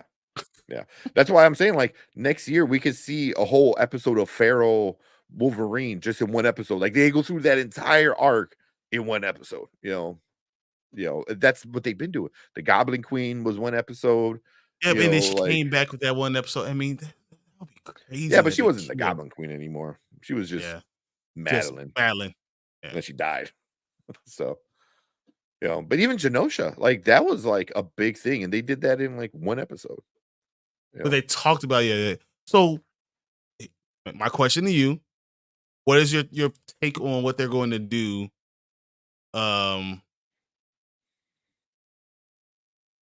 What are they going to do with Gambit?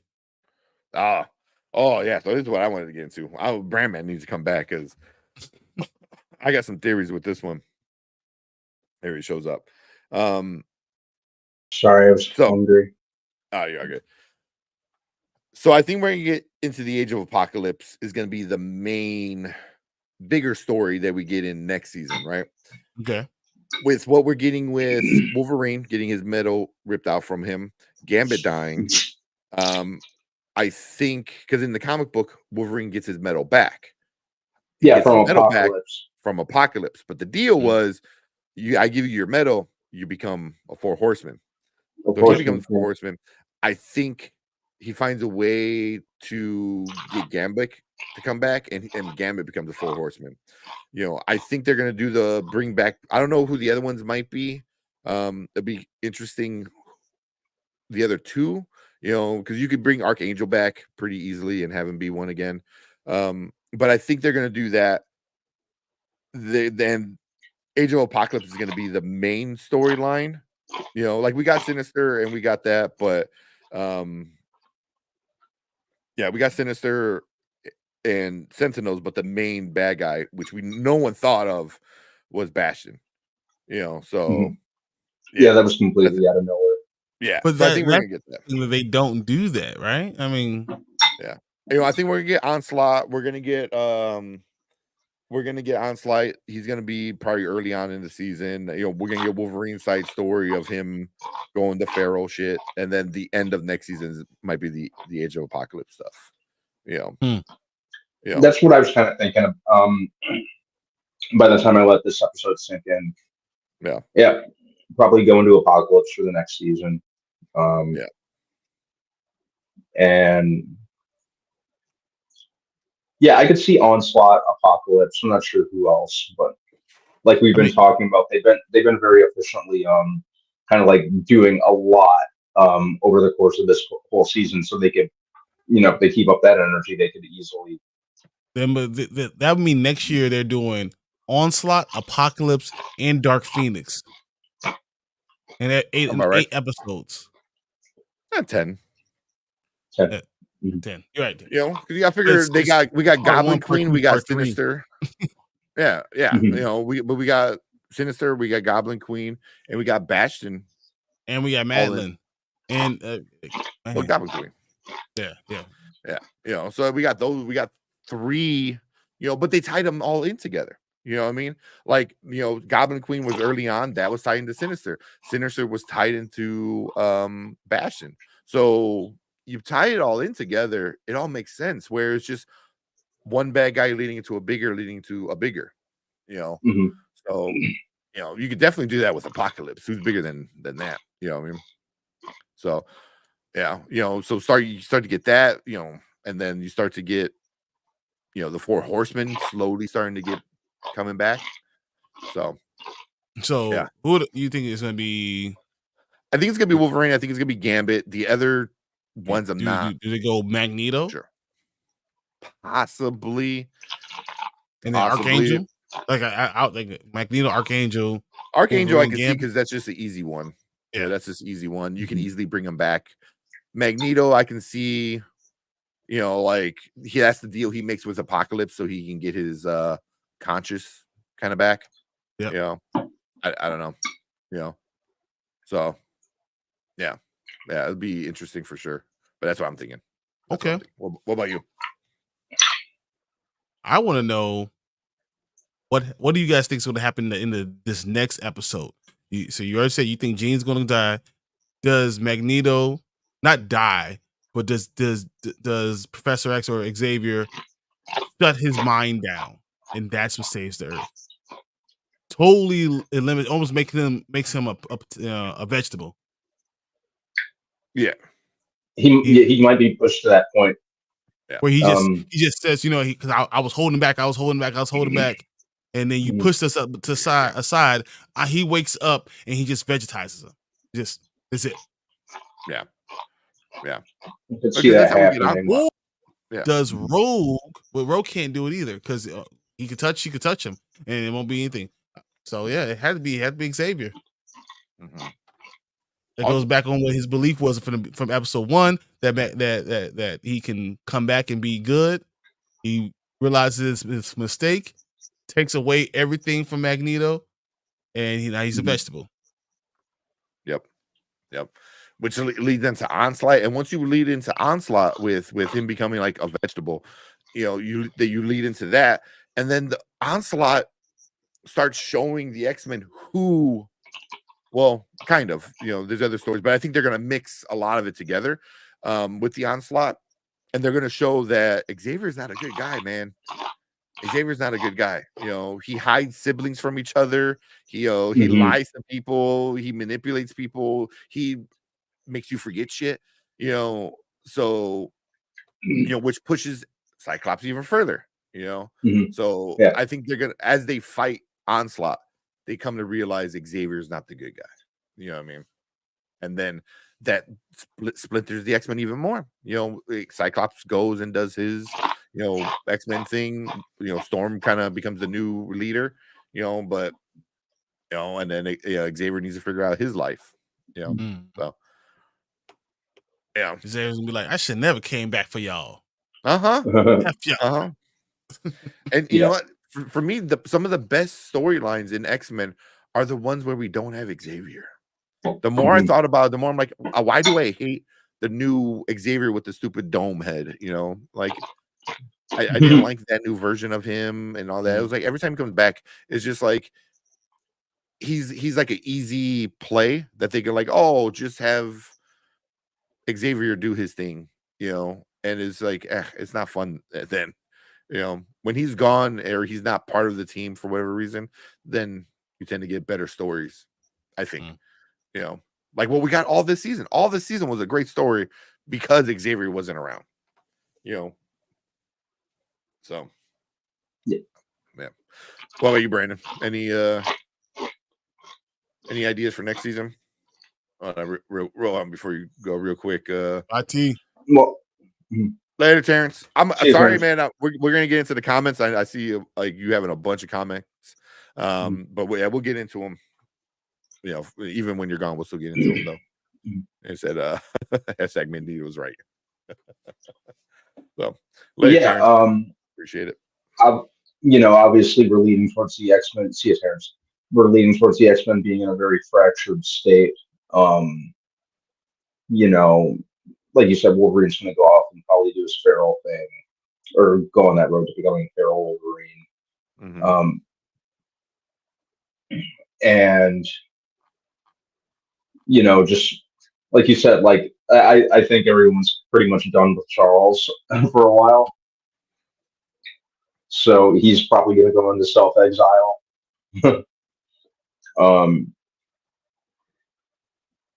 Yeah, it's kind of tough. That's really all that's the full extent of what I've kind of thought about at this point. It's kind of hard to tell. But yeah, I'm very much like, I'm not sure what to anticipate because I usually end up being wrong in the case of this show. So I'm just gonna like let DeMeo surprise me. Okay. Yeah. Let's see. We get to some of the comments because I see a bunch of you guys commenting. Terrence said, Cyclops is savage. He ain't no good parent or person. He's not a good person. He's probably not a good leader. He's not a good person. He's not a good. And that's the thing, though. I think he always thinks he's trying to do what's best, but it winds up being just not good.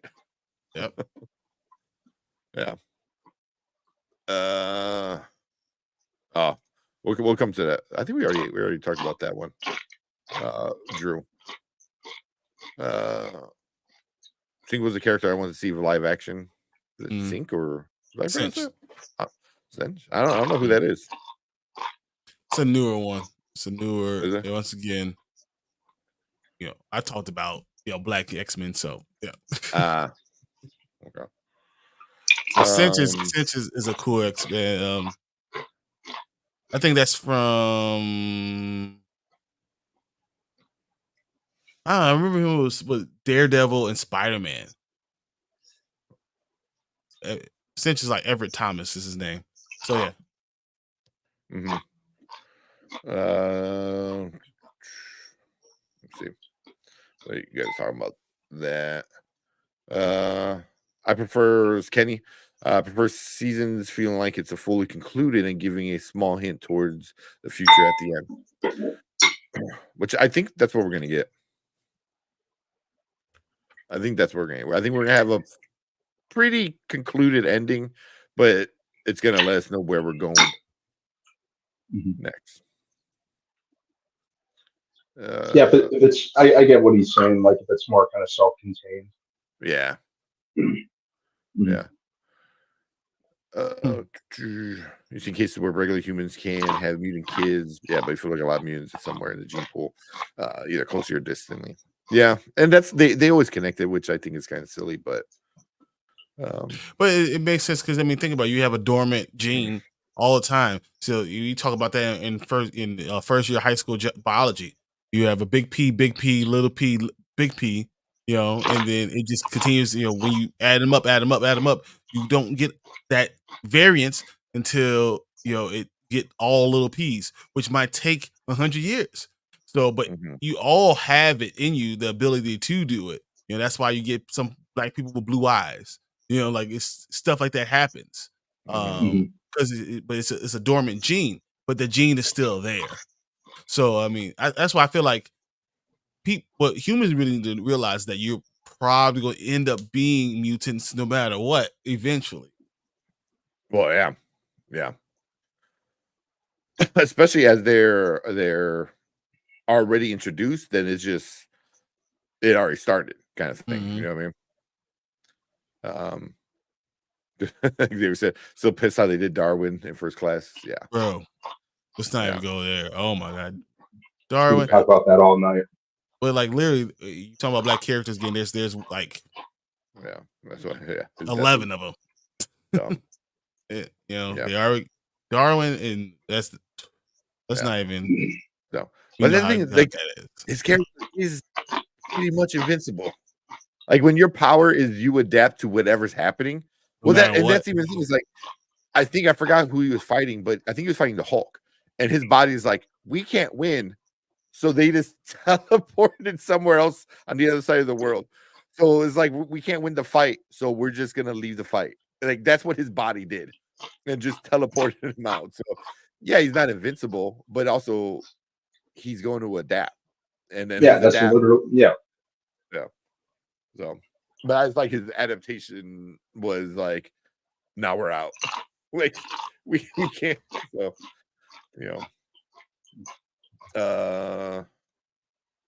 Cyclops is already lost. He told Professor X, or he told off Professor X. He went from laying his jacket on the ground for Charles, just blaming him for everything. Yep. Is it possible Magneto dies? I think we talked about this already. Yeah, exactly. He doesn't die, but he definitely I can see him be put in the vegetative state, and eventually he gets the powers back, and then we get out. Onslaught's going to be around. We don't get a lot of that. I think that's definitely happening. Onslaught. Yeah. So.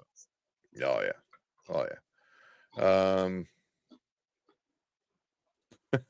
So much faster that Brandon gets into movie theaters. Generally, snacks aren't allowed. Who is on your character wish list for season 2? Havoc. Good question. Havoc. Ooh, Havoc would be more X Factor.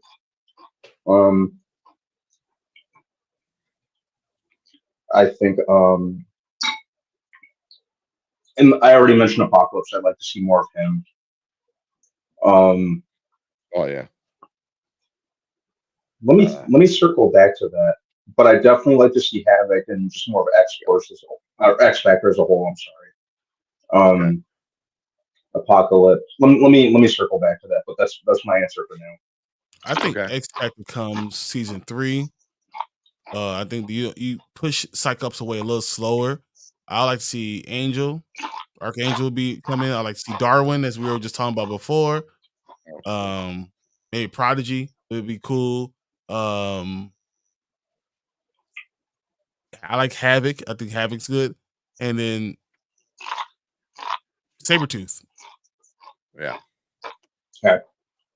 Yeah. So I think Sabretooth's just you in for sure. Oh, yeah, especially with Wolverine's story going on. Who's your character wishes for season 2? I think, I don't know if it's a wish list, but I think we're gonna get Avengers. We saw Captain America. He already talked about his team. He already talked about getting a green light, to go do something. So it means the government is in charge of the Avengers, in a sense. So, and all the shit going on right now, I don't think humans are going to be like, oh yeah, the mutants got us covered. They're going to send in the Avengers, and I don't know if we're going to get a full on Avengers versus X-Men yet, but we might. Yeah, I mean, that might be an episode. I mean, the way they're doing. If we're talking about the four horsemen, do you bring Sentry in and make him one of the four horsemen? Sentry? Mm-hmm. Nah. That's too much. If you not too much, as in like too much. Like he's so OP'd. You know what I mean? Yeah. I wouldn't mind seeing Sentry at one point. He became Death. I'm just saying, when you bring an Apocalypse in, you could bring in from different eras, and you can use Apocalypse to bring him into, all the Avengers in that universe. Yeah.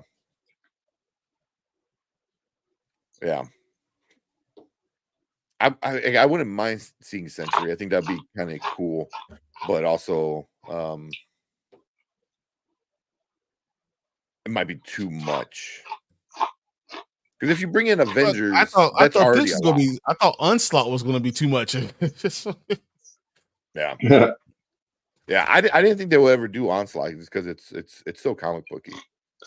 And then speaking of, the only familiarity I have with Onslaught is Marvel vs. Capcom. I hate them. Oh yeah, he was awesome because he was just so OP'd. Onslaught was so OP'd, and that's when I first learned about Onslaught was the video game. Also, they're doing so many video game references. They gave Cable his Marvel vs. Capcom suit in this episode. The Cyclops blue thing. That's from the video game.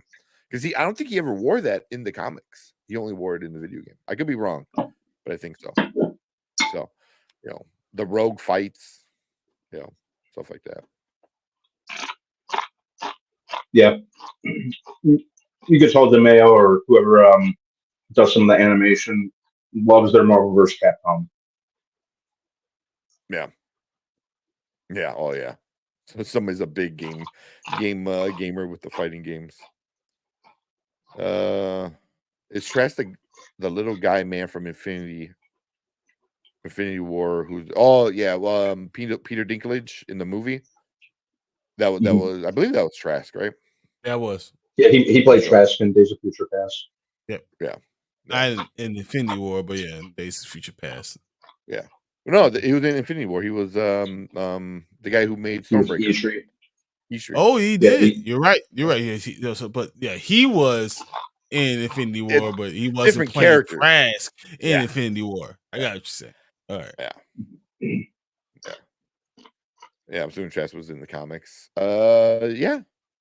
Oh, he was definitely in. That's not. Yeah, he's a big anti-mutant kind of thing. Yeah, there you go. Yeah, he was. So he said, I never heard of Onslaught. That's a cool name. Look up how he looks, which is even cooler. It's a badass name plus a badass look. He's just like a buff Magneto with spikes everywhere. Yeah, like, exactly what he is. It's amazing. That's exactly like what he is. Yeah. Can you imagine like the Bushwhackers or something? Like, this look, it's so much bigger than the Magneto, who is already Eric is already a big guy. Now imagine them with this oversized monster of him, like Shredder. Shredder and Magneto had a baby, and it's Onslaught. Yeah, like Onslaught is one of my all-time favorites, just because he is just a beast of a character. Let me see if I can show it real quick. Hopefully I don't get too laggy. There's him. That is him. Yeah. Yep. That's Onslaught. Which would be super awesome to see it on X-Men 97. Spiky Magneto, and just super sick. Yeah. With the animation style they're doing, that sort of thing, it would look amazing.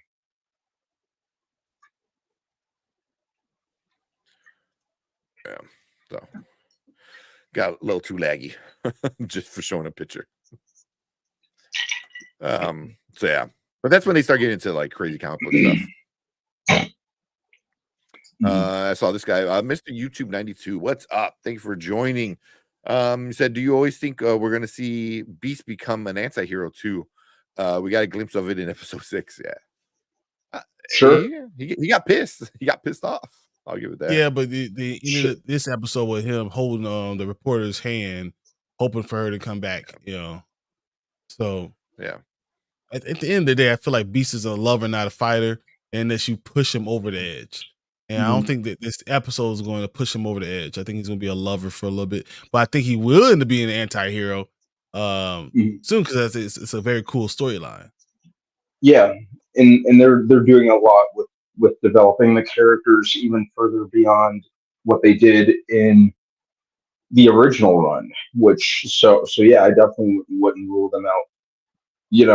Beast stayed pretty consistent in the original X-Men animated series, as did Cyclops and Jean and Storm and everyone. They were all they kind of retained their traditional characteristics, but they're not afraid to progress with this show and advance them. Like I said, Scott's going completely militant at this point. We might as well just call him. By next week we're going to be calling him Malcolm Summers. Not me. They're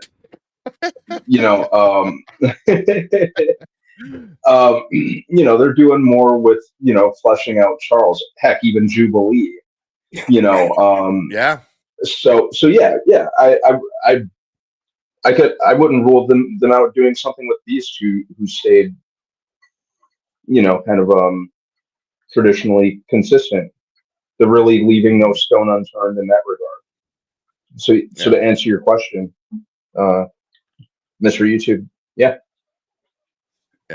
I know at one point they, I don't remember how it happens, but I know there's like a fake Beast. And I believe that's part of the Onslaught storyline in the comics, where I think he's from a different universe, but he's not smart or something like that. And I always thought that was kind of silly, but I know there's like another universe evil Beast, like Dark Beast or whatever the hell they want to call it. I wonder if they tie that into the actual Beast and kind of give them a little bit more of an interesting storyline.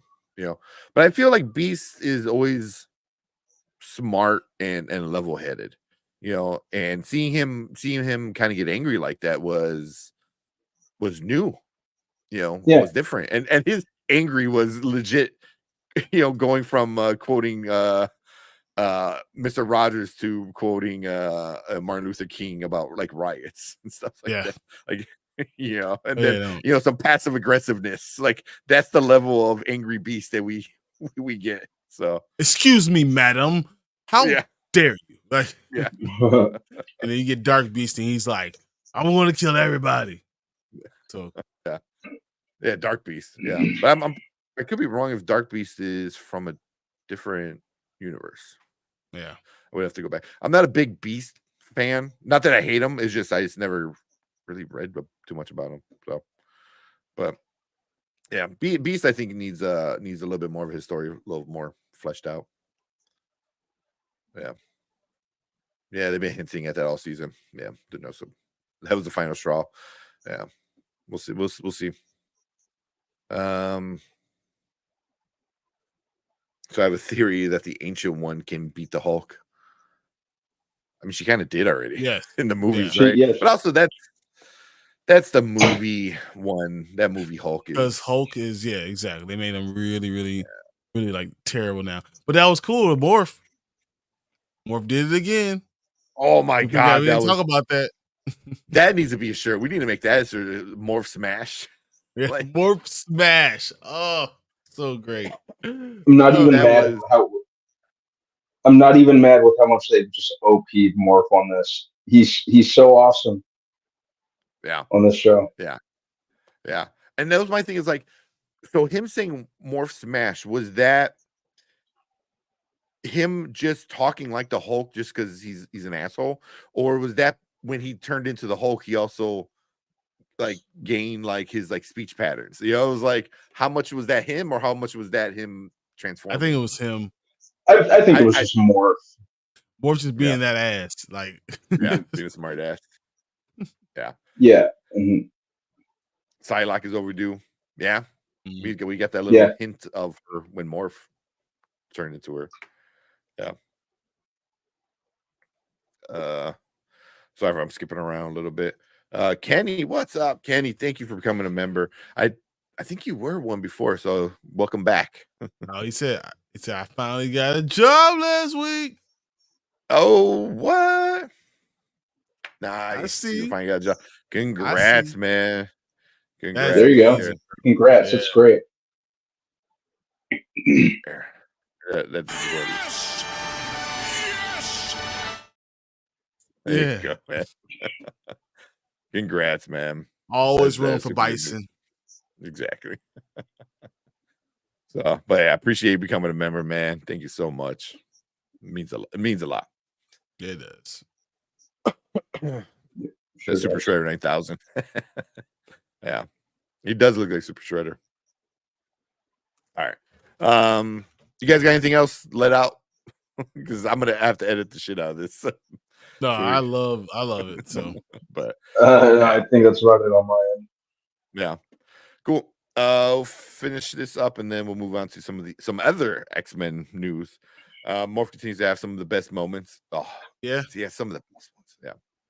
So no, I think it was Morph goofing around. I do too. Yeah. But I heard somebody ask that question and it made me think. I was like, oh, maybe. No, they've kind of framed it to kind of showcase that Morph kind of maintains his regular mentality. You know, he's just he's on mimic in regards to in the sense that he can mimic other powers and that sort of thing, but he maintains his own mind. Yeah, that's how I've been looking at it. Yeah, so cool. But yeah, thanks for the good question, Mr. YouTube 92, and thanks for coming in. Thanks, Kenny. But stick around. We're gonna talk about some other like news and rumors and stuff like that with the X-Men. But just to finish this up, if you're watching on the replay, thank you for checking us out on the replay. Leave a comment down below. So what you think about this second to last episode of X-Men 97. Where do you think it might end?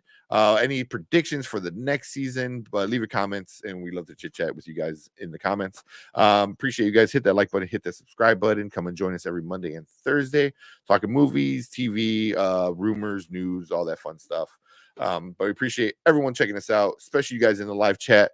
But stick around, and we're going to get into our next topic for the night. All right. I have to run to the bathroom, too. All right. Give me 2 minutes. And Kenny said he's all right, Kenny, man. I know you got to do your thing. Kenny. Oh, I'm kind of curious because we already had a bunch of people in here saying, well, what do you think of it? Yeah. Yeah. So, but yeah, I'm kind of curious to see what he thinks because we already had a couple people. I think Xavier and Anzo both were like, not they didn't love it. They didn't like it that much.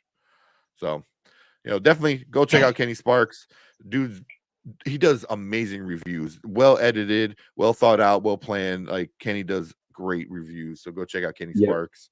You know, be on the lookout for his Planet of the Apes review that's coming out pretty soon. So I think I convinced my girlfriend to go watch that this weekend because she's not a fan of the Planet of the Apes stuff. So yeah, I really like him. So I'm trying to get a handle on when I'm going. I might even go tomorrow. Yeah, I'm gonna try to go tomorrow, but if it's not good, I'm gonna be kind of upset or she's gonna be really upset when we go and it's not a good movie. So she's like, "See, that's why I hate this movie, this franchise." Yeah, I gotta see the Planet of the Apes movies at least once. I really like them, and like I said, even though I would have been fine with them ending things at War for the Planet of the Apes. I just want to check out where they go with this new one. Mm-hmm. Yeah. You know, I could already tell the human character is going to kind of grind on my nerves. I think, I don't know. That's why I don't know how. I don't know. I already get it. I already get it. An irritable vibe from her in the trailers. Mm-hmm. So we got Christine Bentley. What is up? Thank you for joining the stream. So I think we're gonna see Phoenix next week in X-Men 97. Ooh, you're gonna see, so next week we're gonna see Phoenix. Because I'm thinking next season we're gonna see Phoenix because she's gonna die this episode. One way or another, Gray is gonna die, and then next season Phoenix comes back. They hinted at it, you know. Storm said it, you know. They keep rising as a Phoenix. They keep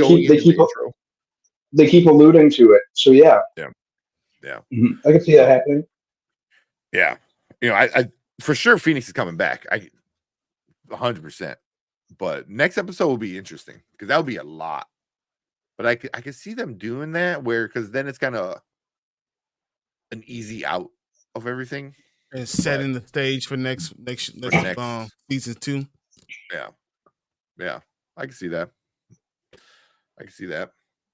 But yeah, we're getting Phoenix because again, like I said, Jean Grey, that's what she does, man. She dies and she becomes a Phoenix over and over and over again. So Kevin said Kingdom of Planet of the Apes will make a small profit for Disney until Inside Out 2 and Deadpool Wolverine comes out. Yeah, I gotta look at how much the budget was for Kingdom of Planet of the Apes. But I could see it making a profit for sure, because it's a big enough franchise. Yeah, I think it's gonna have a pretty decent opening weekend. I don't know if it's gonna have like a 69 million. You know, like what was that movie last weekend? The Fall Guy. The Fall Guy. Yeah. Worldwide, it had saw a really that good weekend. Yeah, I know, right? Domestically, I don't think it had the biggest, but it was like 28. Yeah, something like that. But Phoenix Return can go into Avengers versus X-Men. Yeah. Yeah, and I'm saying we're gonna see Avengers versus X-Men next season. I don't know if we're gonna get a full on. I feel like Avengers that's season X-Men. 3. And then you see that season 3. I was going to ask, do you see it happening as soon as season 2? Because I could see that being season 3. I think they introduced the Avengers. I don't know if they have the full on battle. You know what I mean? Because you already got Captain America there. He already hinted that he has a team. So I think the next hint is showing the team in one way or another. Whether we get a fight or not, I'm not sure. I'd rather wait until season 3, but I wouldn't be surprised the way they go through storylines in the show. You can't go through Onslaught, Dark Phoenix, Wolverine being Pharaoh, and then bring in the X-Men, the Avengers. What? That would be nuts. That's 4 episodes right there. They're gonna jump the way this goes. I wish Storm was only going for one episode, but it was 5. Yeah. Yeah, I really hope, and I really do believe we get more Storm next season, just because I think she will become the leader of the main X-Men, quote unquote. Because I think you're gonna have Cyclops' X-Men, and then you're gonna have the main X-Men with Rogue, or not with Rogue, with Storm, and then but I don't know. It's gonna be interesting, but. Definitely excited about the Avengers. Seeing Iron Man on screen, like, and what if they do like that, the old cartoon Iron Man style? I'm Iron Man. Yeah, with that mullet. With the mullet. Yeah, I think that'd be hilarious. That'd be super funny. I hope Furiosa, Mad Max, and Garfield movie do better than those box office projections. Garfield, I don't know. It's not getting any talk about. No one saw. Furiosa is getting a little bit more hyped. I don't know how well it's going to do, but Garfield, I don't think it's going to do well. I don't think so either. I don't think it's going to. It's not. Yeah, it's not really making an impression with me with the trailers, that sort of thing. Yeah. Furiosa, we'll see. No, I don't think he's even know who Garfield is. Yeah. I mean, you're banking on Chris Pratt, his name, but I don't know if it's gonna hit the same. Mario Brothers, when he did Mario Brothers, everyone knows Mario Brothers. Switch is still a super popular console. That IP is still super popular. I don't know if Garfield. I mean, the last couple of movies weren't great. Oh, not at all. Yeah, so I don't know. So as I said, my new issue is I'm not sure if I went Avengers mixed with my X-Men because I never seen it before. It's like Prince and Mike linking up. Man, if you think that, so that's a whole storyline in the comics is Avengers, Civil War, and all that stuff, including the X-Men. Yeah. Onslaught, technically, I don't think they're going to do it, but the Onslaught storyline plays with Fantastic Four a lot. Like Onslaught kidnaps Reed Richards' son. They're not going to do it. They're not going to do that. That's why there. And Franklin Richards is too important of a being to even start this down. Yeah. So that's why they'll tweak it, like they've been tweaking everything. They've been tweaking everything, little things here and there.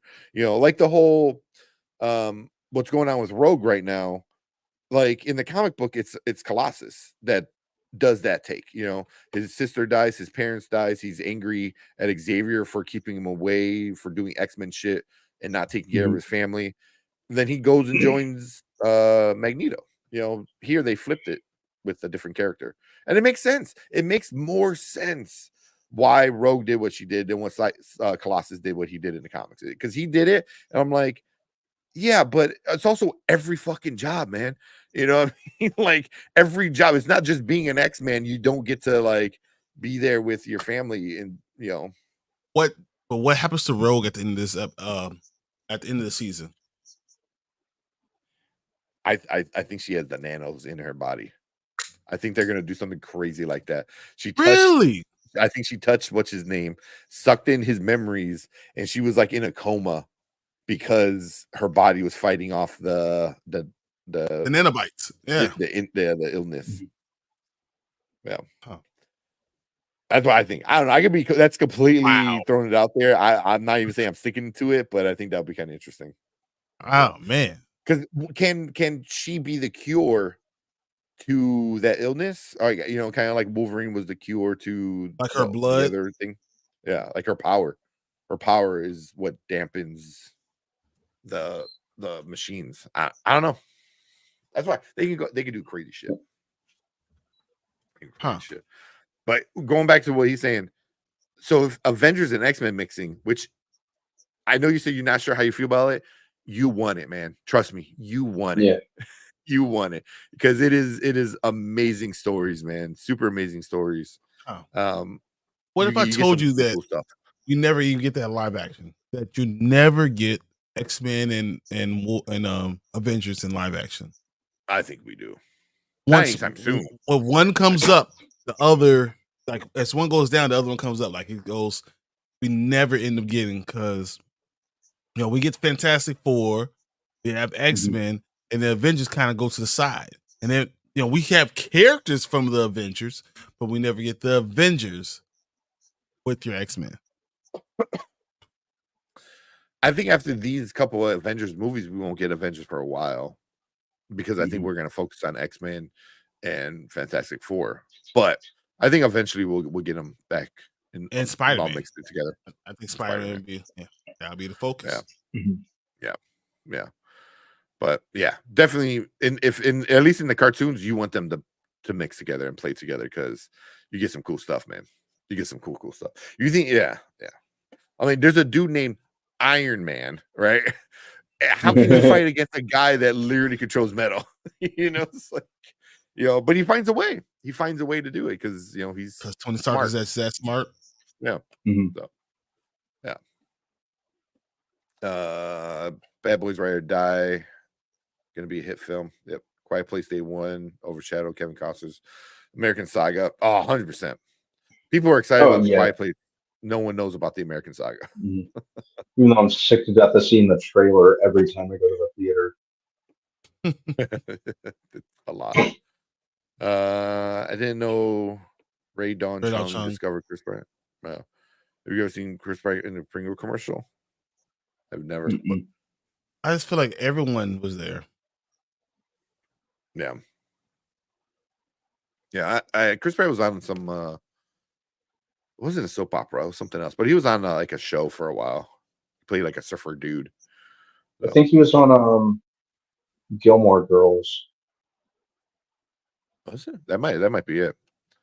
So, it was either Gilmore Girls or like One Tree Hill or one of them. That sounds exactly the same to me. Well, you're gonna upset a lot of people with that, man. Only thing I know is if one, but Padalecki. That's it. That's all I know. That's it. Christine said DeMeo has stated that 4 cameos from season 1 will be joining the team by the end of season 2. I'm saying Emma Frost, Psylocke, Colossus, and Angel. Emma Frost, I agree with 100%. And then Angel, I see. Angel. But are those cameos? I mean, I guess they're cameos. But Emma Frost was actually Emma Frost. Psylocke, Colossus, and Angel that we've seen in the show so far, those were all Morph. Like we haven't seen the actual characters. We saw Morph being those people. But Emma Frost we saw, because they pulled her out from the rubble. Yep. The last one. And also, you can say like 4 cameos. Like the 2 episodes where they're like in Genosha and then not rebuilding, but cleaning up Genosha, we saw a lot of people, like a lot of people. So I wonder if they do something like that, because technically DeMeo also said like Bastion was in every single episode. You know? He was. We didn't realize it. Yeah. Because he was in like the weirdest things. He was like, you saw the back of his head, or like you saw him like walk by really quick. I was like, what? I was like, never noticed that. I just feel like Angel was so Angel wasn't there in Genosha. I feel like he was. He might have been, because I don't think Morph was Angel in episode 7. So I feel like in episode 1 he was though. Yeah, but episode 7 we saw Angel in Genosha. So I feel like Angel would be a cameo. Yeah, that would count. Did we see it? Yeah. Okay. It was which one was the one that was called Bright Eyes? Yeah, Angel was in that one. Okay. Yeah, he's in the party. Was in the party in Genosha. Okay. Yeah. Okay. Yeah, it would be Archangel. That's why I can see Archangel, being in it, especially if they do the 4 Horsemen. But yeah, non-magnetic metal. Yep. Do you guys see the skit of Charles X-Firing Angel? Too funny. Yeah, I've seen that. Yeah, I don't think I've seen that. I think it's one of the Pete Holmes ones. Oh, I know what you're talking about now. Yeah, the Pete Holmes. Those are great. He's so funny when he does that shit. When he's the Batman, his Christian Bale Batman, and then he's talking to the Robert Pattinson Batman. That's funny. That's super funny. All right, let's talk about these last couple of things and then call it night. Yeah. See. We'll do what is it? Want to do Janelle Monáe or you want to do Ryan Coogler? We'll do Janelle Monáe. I think that's more interesting than Ryan Coogler. I don't like the Ryan Coogler doing this whole, but him being live action X-Men, I just don't want him to do it. No. And I think Janelle Monáe is more of but I don't think that's going to happen. Actual, I think it's going to happen. I they're already in talks. Like, yeah. Well, here let's get it. Well, shit, we're already talking about it. Might as well. Let's see. All right, I'm gonna hit it. All right, welcome to the Spoiler Kings. We just discussed X-Men 97 the last episode, and we are loving it. And I guess Marvel's liking it too because they're leaking, or there are leaks of some casting with new people joining the MCU. Janelle Monáe is in talks of becoming a member of the MCU. We don't know who yet, but there's only like 4 black people in the MCU. So I'm just saying. But also for the past 4 years, since about 2020, she has been saying she wants to be Storm. So, yeah. So she hasn't been saying anybody else. She's like, no, I want to be Storm since 2020. And now she's in talks. You know, I wonder who. But no, but see, here's the thing. So we haven't talked about Ryan Coogler. But Ryan Coogler has already been brought on to do was it Black Panther 3. That's already happening, right? So with that news, we know that he's doing Black Panther 3. You think Janelle Monáe is coming to the MCU for X-Men, but I don't believe that you do that without having a director. So until they have a director, unless Ryan Coogler is the director for X-Men, then all of it starts to go together. But she could definitely be someone that the way they go with the Black Panther 3. So I mean, it could be for that, not necessarily for X-Men. What if it's a little bit of both? What if she joins Black Panther 3, but she's Storm in Black Panther 3? If you do that, I will throw a fucking chair through the screen. Bro, the anger that will come through me will be ungodly. Like it's just you wouldn't be able to stop the anger. That you don't bring fucking Storm to Wakanda and not have T'Challa. I will go ape shit. But I feel like that's what they would do. I hate it. I'm right there with you, man. I hate it. I hate it. And when I first read that could be a possibility, you know, so I looked her up. I'm like, how old is she? Because she looks pretty young. You know, she's 38, right? Janelle Monáe is my age. Yeah. So she's 38. Fine for the years. Maybe you can say you get away with like, you know, makeup or whatever. Say she's like 28, you know, 10 years. I don't know. Storm should kind of be on like I don't think Storm should be sold as a 20-something anyway. Yeah, so I was still going through all the stuff she was going through. From Kenya and then being in New York and then come back to she does a lot of stuff when she was young. Yeah. Well, that my reasoning was try to de-age Storm a little bit so you can age up TJ and you can give us that story because that's what they're pushing. They're pushing TJ to be the new T'Challa. You know, as much as we hate it and it's stupid. I mean, you know, but that's what they're doing. You know, so the only way you get a Storm that makes sense and have a T'Challa is you need to bring Storm down in age, which you're not doing with Janelle Monáe. She's 38. But you know, say if you say she's just a little bit younger, that's still a lot of aging up you have to do to like an 8-year-old. Like he was still a kid, you know. Janelle Monáe would be perfect if we had, you know, a Chadwick person like that as T'Challa. Yeah, that will be if you recasted him, and we did do that, and you know, hate to open up that can of worms. Then she would be perfect, and then you could do all those things. I don't think you can do it now. But I don't see it. But her being in Wakanda, I could see it, and her being Storm, I could see it. I just don't think you're gonna mix them. Well, I'm not saying that's what's gonna happen, but would that be the final straw that upsets everybody? Because right now, TJ has the crowd split. They're like, "Oh, see, they did recast. You know, we got the new T'Challa. You know." So you already have a lot of people like that are okay with that.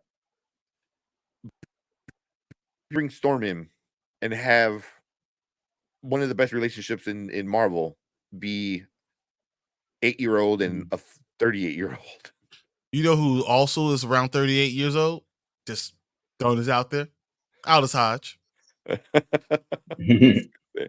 Yeah. Aldous Hodge is 37. Just throwing that stuff out there just so everyone knows, you know, and just yeah. I'll be good with that. Yeah. Yeah. But also I think they could bring her on as Storm. She could be like an introduction to the X-Men, and she's not part of Wakanda, because they did that same thing with Blade. You know, like, if that movie ever does happen, you know, they're like, oh, here's Blade. I know that, right? But it's like, oh, here's Blade. Like, we don't have a script, or we're working on a script. We don't have a director. Like, they had nothing, but they brought the dude on. You know, until I hear cuts, that's a wrap. I don't think we're going to get that. I won't believe it's there. Or even at this point, even this point, action for the first time would be enough, like something, you know. But so now let's forget about if she is Storm, because I think that would piss off a lot of people. If she does come in Black Panther, which is a very realistic, you know, thing, who would she play? Would it be a new character? Like old character redone? I think what Ryan Coogler would do, something that'll piss off everybody else again, but they do a past movie. Ooh. And when she plays Ramonda, like but young. Ramonda. Exactly, a young Ramonda and T'Chaka. We had get their love story. But that's even more aggravating, because why didn't you do that for number 2? Exactly. And then figure out the T'Challa thing later. You could have done that for Black Panther 2. You could have done a prequel. Exactly. And still had a Black Panther with T'Chaka. And then you could have had TJ be actually T'Challa at 8. You know, rather than being, you know, T'Challa Jr. You know, it's like, oh my God, dude, you just pissed me off even more, because that's so aggravating.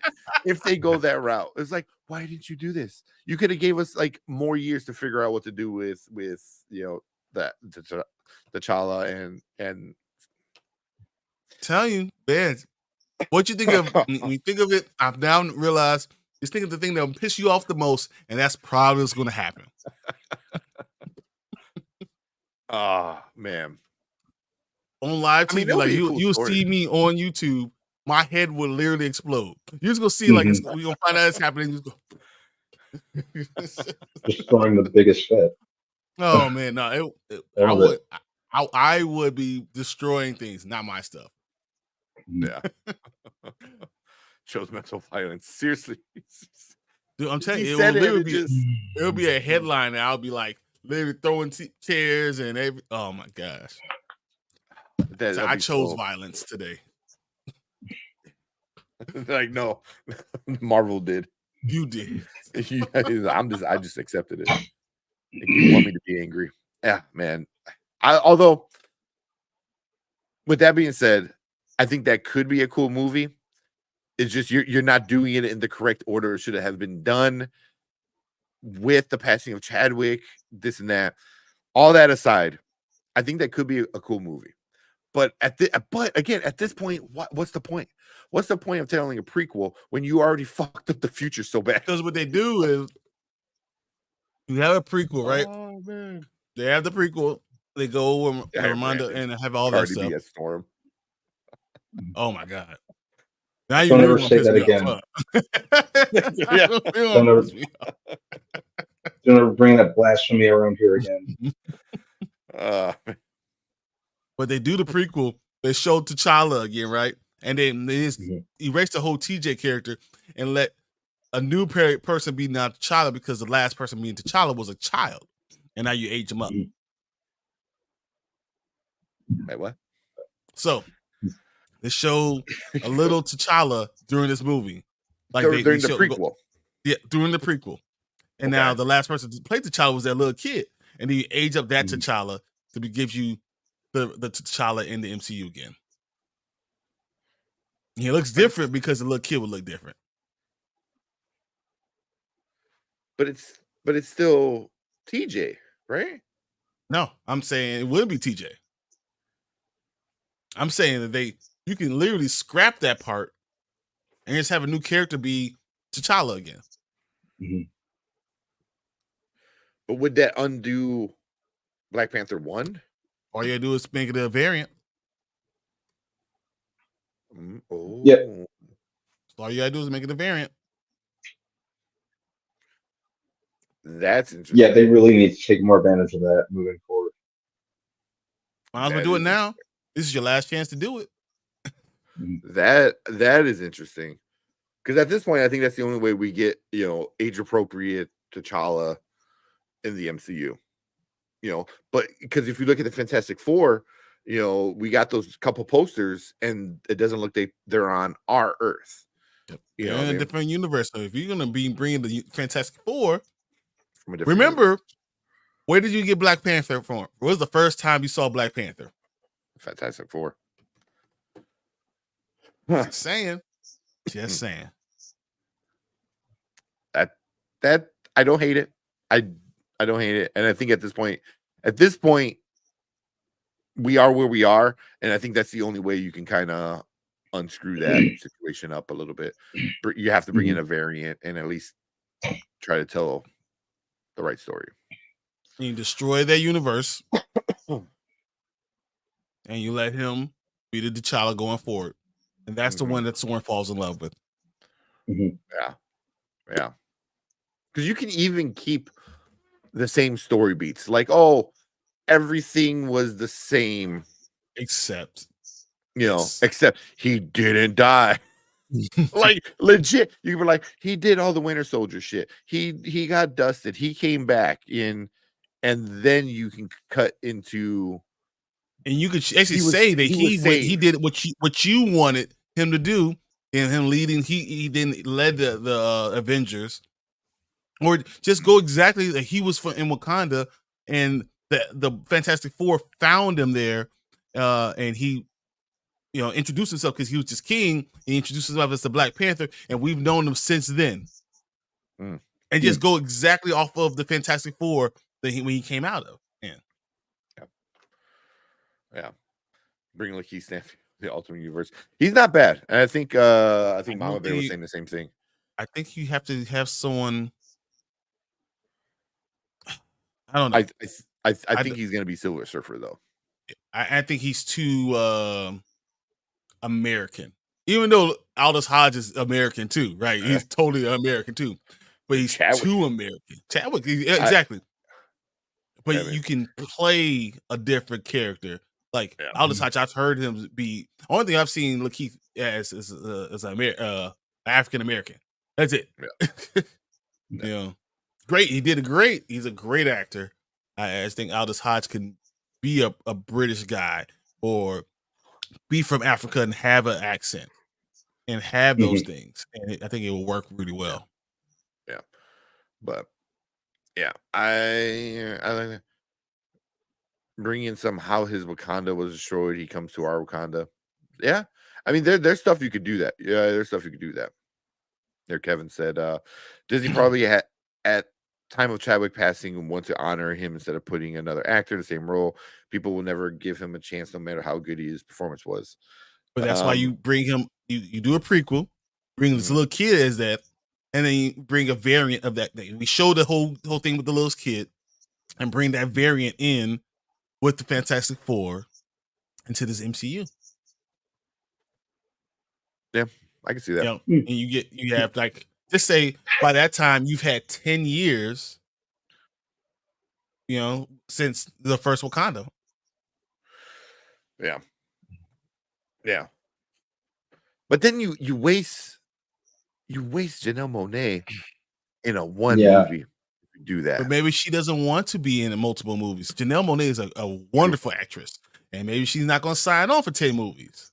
Yeah, true. I mean, and Marvel has been not offering or not giving these long contracts to these actors anymore like they used to. A lot of the actors are not taking it anymore because they know they want a buttload of money. But yeah, that'd be interesting. And that's even if she plays in the Black Panther movie. You're just saying because because Coogler is already signed out to do Black Panther 3, that could be an interesting way to bring it all. Yep. All make Marvel prequel. I mean, you're not wrong because but also the only prequel we got was Black Widow, right?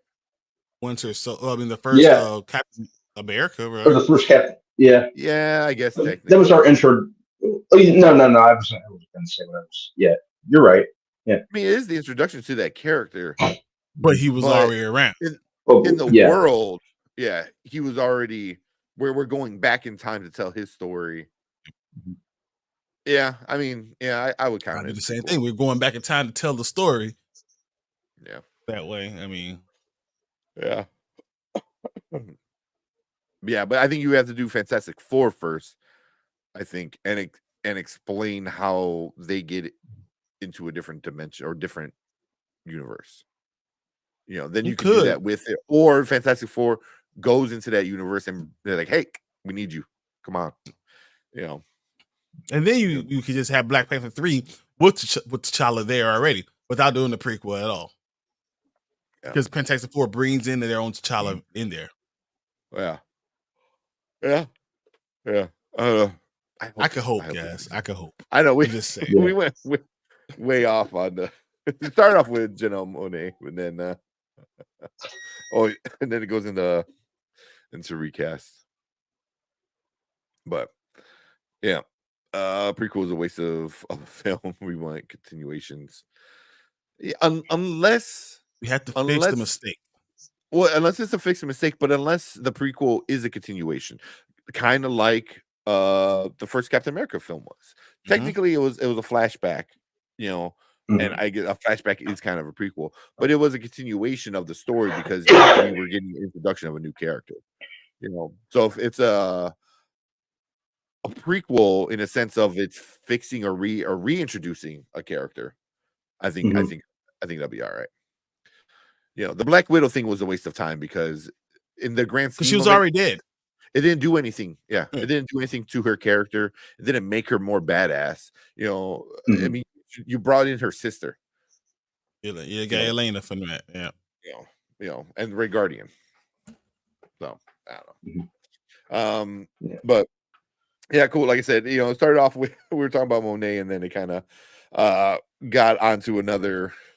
Really, you just include Janelle Monáe with Ryan Coogler, and then honestly, him having connections to X-Men live action and Wakanda 3, and they like him and like his style, and he did do them a solid by basically taking all the heat for Wakanda.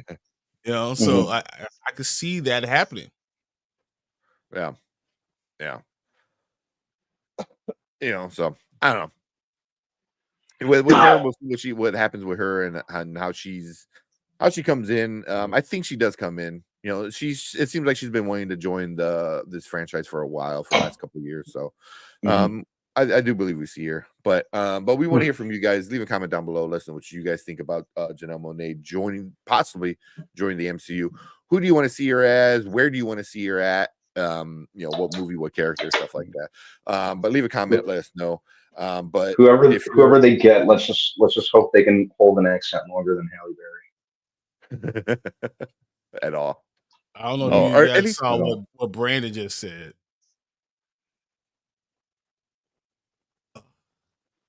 I don't like that. I'm working with the girl. Smollett. Which one? Journey. What's her name? Journey. What in the hell? Yeah. No. I mean, don't get me wrong. She's a great actress. I haven't. Great actress. She is. Journey Smollett. Yeah. A great, great Country. Actress. She was in The Great Debaters. Yeah, she's the main one. And she always talk like this, like it's just. But she's not she was Black Canary.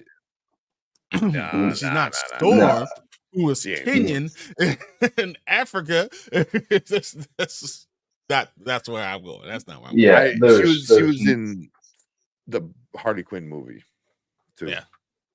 Yeah, Birds of Prey. Yeah. No. Brandon, have you been snorting coke? Like, no, man, no. What you I mean, I was gonna go Great Debaters, then I was gonna go Roll Bounce, and I was gonna go Ease Bayou, and all those big movies. And she was in True Blood and stuff like that. But yeah, oh yeah, damn, she's been around for a long time. I've enjoyed her. She was in Full House. Like she was in. I don't know who. Yeah, Full House. Yeah, I remember that. Yeah. Probably a little cameo here and there, but yeah. So that's our thoughts. Just Fox, she was in Birds of Prey. Yeah, she was Black Canary. Yeah. But yeah, like I said, leave a comment, let us know. Hit that subscribe button, hit that like button. But we're gonna move on to talk about another X-Men MCU kind of thing. So if you're in live, stick around because we're gonna move on to that topic. So we'll just jump right into it. We're already talking about Janelle Monáe possibly joining the MCU, but we did get news of Ryan Coogler already signing off on Black Panther 3, which that's not a surprise, I don't think, to anybody, right? Yeah, who else would do it? Yeah. But I think the bigger surprise is they're looking at him to possibly directing the X-Men live action. Mm-hmm. And part of me is like, I like him as a director, and then part of me is like, which character are you gonna kill? Who are you gonna kill? He loves killing people. Who are you gonna kill? Yeah. I mean, you can kill a lot. I mean, obviously, we just had X-Men 97, and Gambit's dead. Y'all killing Jean Grey already. I mean, she's already dead before. I mean, you guys are literally they kill X-Men all the time. You can continue going, no matter what. Yeah, but they always find ways to come back. Ensemble. Spoiler alert, if you haven't watched X-Men 97, Gambit died. He's coming back. Of course they're gonna bring Gambit back. You know what I mean? Like, so at some point or another. Yeah. Might not be this season, but down the line. In movies, you can bring people back. Obviously, they brought back like Bucky. But in movies, it's a little bit different, because it's a longer stretch in between stories and stuff like that. So I don't know, but but that's one of his things is somebody dies and that's how you connect with a character or stuff like that. And he doesn't do it all the time, but I think he's done it most of the time. Fruitvale Station. Kill somebody. Yeah. I mean, Michael B. Jordan. I mean, granted, that was based on a true story. Real Black life. Panther. Killed a ton of people on that. Well, he killed a few. He killed Michael B. Jordan and Michael B. Jordan's T'Chaka's brother. Dad. Yeah. It's funny because I'm reading this. So according to My Time to Shine Hello, the studio wants Coogler to take the helm of the planned X-Men reboot. Wow. And it, and they want The Rock to be Apocalypse. Yes. Holy shit. Yes. Better not be. That's not gonna happen. The Rock to be Apocalypse. I can't see him doing that, especially after Black Adam bombed, but yeah, unfortunately. Yeah, he'd probably attempt a hostile takeover. He'd try to, kind of friendly up the character of Apocalypse. He'd want to fight the X-Men and not lose. He'd probably want to fight the Avengers and not lose. On surface level, he has the ego for Apocalypse, but the other problem is the dude's ego. Yeah. And that, for me, that's what my thing with him is you're gonna tell a dude who has a big ego, hey, we're gonna put you in full blue makeup, we're gonna put probably prosthetics on your face, and you're gonna wear a giant suit the entire time, so you look super like weirdly shaped. The dude wouldn't even put earpieces on. Yeah, the earpieces in or the hair. Yeah. He probably wouldn't want to do the CG motion capture, or wear like some little prosthetics, or wear like green makeup for his skin for the character of Apocalypse. Yeah. Or he's tired of hearing y'all talking about it, and he does it anyway because they offer him $20 million. Well, we're tired of him playing himself in every movie and trying to take over major franchises, so I call it even. Haterade. Yeah. Well, I mean, do I think he could be a good Apocalypse? I think he could. I know Brandman. He could because he could. No. He could because he's proven himself capable of acting and playing characters. The problem is, unfortunately, he chooses not to nowadays. First half of his acting career, he was playing characters, like right out of the woodwork, even with stuff like Doom or the Rundown, or even the Mummy Returns, where it was kind of like a non-English speaking role. He was showing range and charisma in all these, so he definitely can tap into it when he wants to. But as he kind of developed his brand and everything, that's kind of taken priority.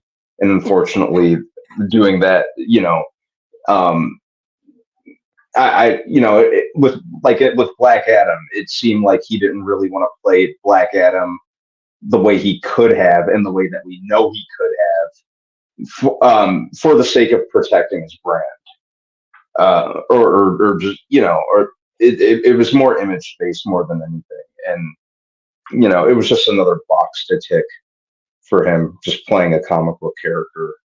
Like I've said in the past, Black Adam wasn't necessarily a bad movie. It just could have been a lot more. It was a frustrating movie for me because they could have done something really, really cool with that premise of an anti-hero, but he needed to be the hero. Yeah. Mm-hmm. I mean, also like when he did Black Adam, because that's just the last comic book or the only comic book he's ever done, I think. Mm-hmm. He was trying to take over a studio. If he does Apocalypse, he's obviously not taking over a studio. Like, bro, you're not even close. Yeah, there's no way Feige would be having that. Yeah, I also don't think he just did it. I think they're saying, hey, if you do this, you might possibly be able to take over the studio. Not necessarily like he came and said, I want to take over the studio. Like, I think that was like one of those things they're saying. The news is out. It was like released like last week, because he's got all this bad press about him being always late to shit and pissing in bottles and leaving piss bottles everywhere on set, and constantly being late, like hours late. And that was one of the things was like he's like, I'm gonna be Black Adam. we're gonna do it this way because I'm gonna be in charge of the studio. And they told him, like, if you make the money, fuck, it's yours. And he didn't make the money because he made a shitty movie. You know, so literally one of the highest grossing DC movies that they've ever released. So like, it's just, I think they formed it that way. I think that he and his partner were going that way, and that was the reason why he talked it into it. That's what he and what's his ex-wife's name. That's why that's what he was, the thought process. I don't think he's the only one that brought it up. Yes, he could have said it and he could have meant it too, but I don't think he's the only. That's the only reason. But that's neither here nor there. I think he would make a good Apocalypse if he was willing to do an X-Men movie. But X-Men movie is in itself an ensemble movie. So can you? But being Apocalypse, you could be like how The Rock is in Fast and Furious. In the ensemble movie and still be special, but will he want to wear the prosthetics? I don't know. Yeah. If he's willing to be a team player, wear the prosthetics or the motion capture suit, and play Apocalypse, not just Dwayne Johnson in a comic book character costume. He could do it. Like I said, he's proven himself to have range and charisma for days in the past. He could do it. It's just a matter of him being prepared and willing to do it. And lay aside the brand for a minute, lay aside the ego, and be part of a team, be part of an ensemble, and be okay with that. You can still have the ego. That's what I'm saying, because it's Apocalypse. Like. You will have to be the character though. But if he was the villain, he would have to be defeated. Yeah, he would have to be okay with. That's a no-go. Yeah, he would have to be okay with being the villain. He would have to be okay with using the ego to act, not using it to take over the franchise or prioritizing said ego. It's in his contract where he's like, if I get punched and I have to punch back, it's 1-for-1 kind of shit. It was like, you're the villain, you're gonna lose at the end of the movie. You know what I mean? But you don't have to lose because you're less powerful. Because Apocalypse is like all powerful. He can lose without losing. He can lose with just, hey, this circumstances, they found a way around it. What I'm saying? Like, and that's how it is in the comic book. In the comic, no one person takes down Apocalypse. It's always a group of people. And that's my point. Is like I'm saying, he gets still taken down. That though, you still lose. At the end of the day, you still lose. It doesn't matter if it took one person, 20 people. You lose, and I don't think Rock wants that. Rock doesn't want that on his resume. I don't know. I have a higher opinion of him than you guys do, but that's just. Yeah, it's this. He would have to prove that he's willing to do something that he has not yet proved he's willing to do. Yeah, he was willing to lose in WrestleMania, so that's just a start, possibly. I mean, it could be. I mean, he went heel, and from what Triple H said, it was his idea. Yep. Because it opens a lot of doors for things. You become something that. If you're the villain. Also, he didn't lose. He won. His actual match on WrestleMania, he won. Just saying. So he still didn't lose. But he has lost. he has lost. He has ever since he's been a part-time wrestler, he hasn't lost. I'm just saying. Because I'm thinking, wait, he lost. No, he didn't. He won. Because his fight was on Saturday. I don't know it's all, but he didn't lose in WrestleMania. You know what I mean? Like his guy didn't win, his team didn't win, but he didn't lose. He won on Saturday night. It was his match. Couldn't they do the same thing? Well, Apocalypse was winning and he didn't lose, but his team lost to the point then he had to, had to go out. He had to go do something else. He couldn't do it. You can do that with Apocalypse. Apocalypse is always the most powerful entity around. He was the beginning of all mutants. Like that's what he is. So you could blame someone else on the loss. I'm just saying it could work. And I think Coogler was. I don't know if he's a strong enough director for him to follow. But I mean, these are questions where you really got to figure out. Yeah. I think Coogler could. His track record kind of speaks for itself. He's really only made one movie that I can honestly say that I didn't like, which was Wakanda Forever. But I think Coogler could be capable. It would be even better if we had the say this does happen, if we had like the writer director combo of Bo DeMeo and Ryan Coogler. That would be awesome. But I digress. That'd be awesome. No, Coogler, I'd potentially be on board with that. He's a very competent director. Yeah, so I'd be good with that. I think you brought up a good point. Get the writers of X-Men 97, specifically Bo DeMeo, and write that script, and then have Ryan Coogler direct it. I think that'd be good. I think that'd be really, really good. Because if Coogler can work off of great scripts, which he's done in the past, he hasn't made a ton of movies. But if you get a good script and get him with his vision, I think you could pull something off that's really cool. But again, I don't know why there's reusing the same directors, and then other directors that people want, they won't bring back. I don't know. That's a commonality, like with the Russos for Captain America and Avengers.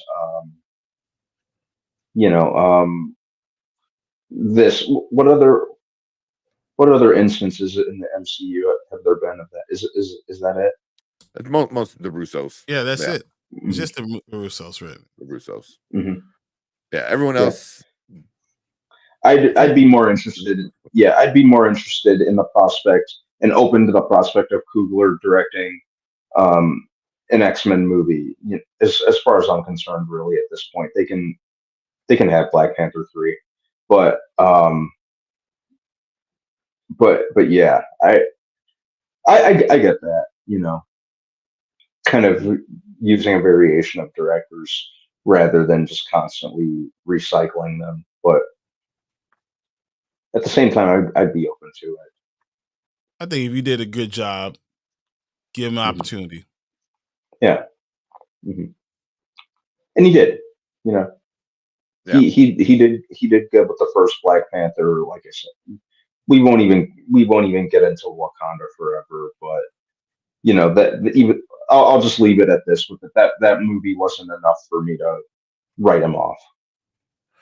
No, I mean, also, as much as none of us like that movie that much, it still made a decent amount of money. Exactly. Exactly. It probably would have made more if they would have did something different, but that's not neither here nor there because they didn't do it. So at this point, you say, okay, is he strong enough director to take this franchise, which X-Men is the number one Marvel product they have. This is it. It's the top of everything. So it does surprise me that they don't want to use the Russo brothers, but is it because the storyline, they want someone who will follow them, that Feige wants someone he could trust? Is that the reason why this is happening? I think it could be. Yeah, I mean, Feige is, back in the captain's chair, and he wants somebody who he can tell what to do and still get good product out of them. The Russos, I think he could still tell them what to do, but I think they're at a point where they're like, nah, we can go do our own shit. Yeah, we don't need you. Need me more than I need you. And if I make a movie that's now on the same level, then I'll be right back, guys. Hang on. I'll be right back. Okay, go ahead. Okay. I'll be right back. Never get that opportunity again back. Sorry. Yeah. I don't know. So, I mean, it seems as a lose-lose for them, no matter what. Yeah. Also, I feel like sometimes these quote unquote leaks are more them testing the waters. Excuse me. And seeing what people's responses are. Yeah. And they do that. Yeah, you can't say that they don't do that. They 100% do that. They'll put something out there and see what happens on social media. That's why, like, for them to be blind if they don't think the recast movement is a thing is insane. They see it. They see they it. Know. They know what's going on, and they're trying to kind of get away from it. Yeah. By figuring out like we'll just give them this instead, and if that's not working, maybe they find something else. I think they're smart enough to know.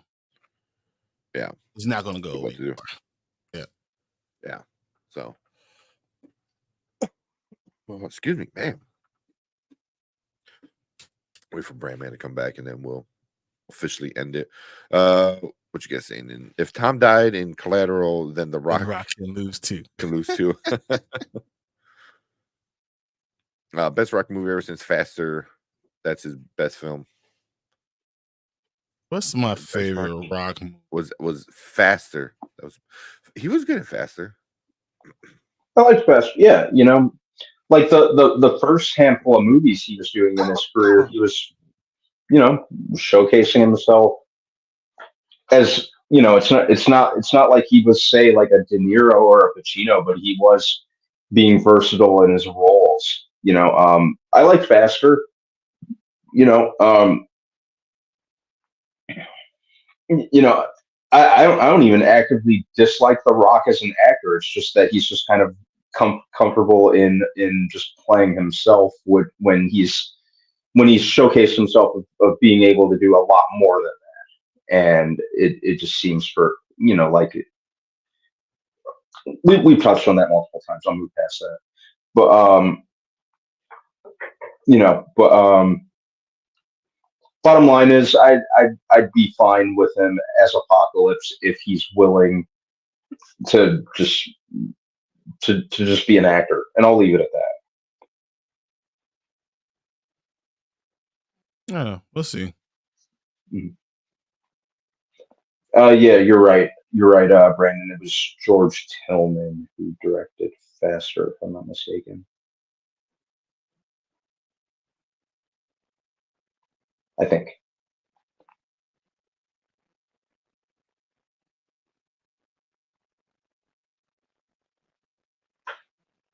What's that? We can't hear anything you're saying, Tang, man. Okay. I thought it was me. I coughed and then forgot to turn it back on. But no, I love him in Faster, but I really like The Rock in The Rundown. I like The Rundown. I think he was.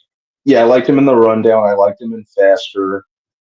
I liked him in, like Fast 5, Fast 6, Furious 7.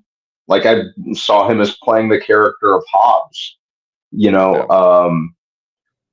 I think in Hobbs and Shaw, as much fun as I had with Hobbs and Shaw, that's when he kind of stopped playing the character of Hobbs and more came off as just The Rock.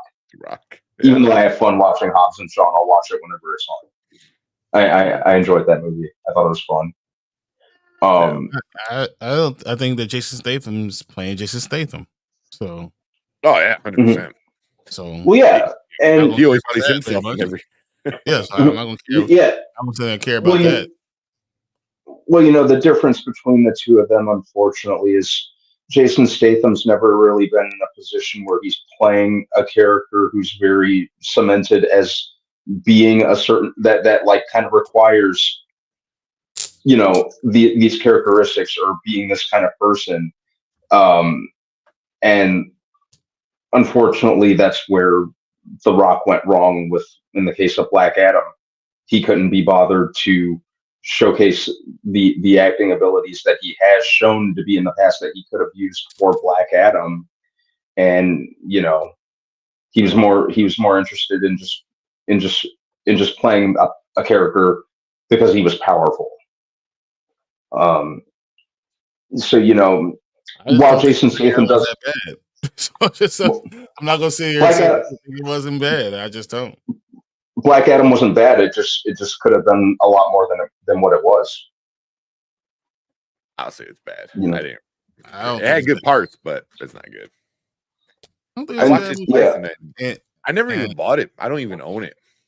No, I watched it on HBO. Like I had it on HBO Max one day as background noise while I was working from home one day. Yeah, the things I don't like about that movie has nothing to do with The Rock. So that's yeah. It had more to do with that kid, right? Yeah, it was an annoying kid that just it didn't work for me.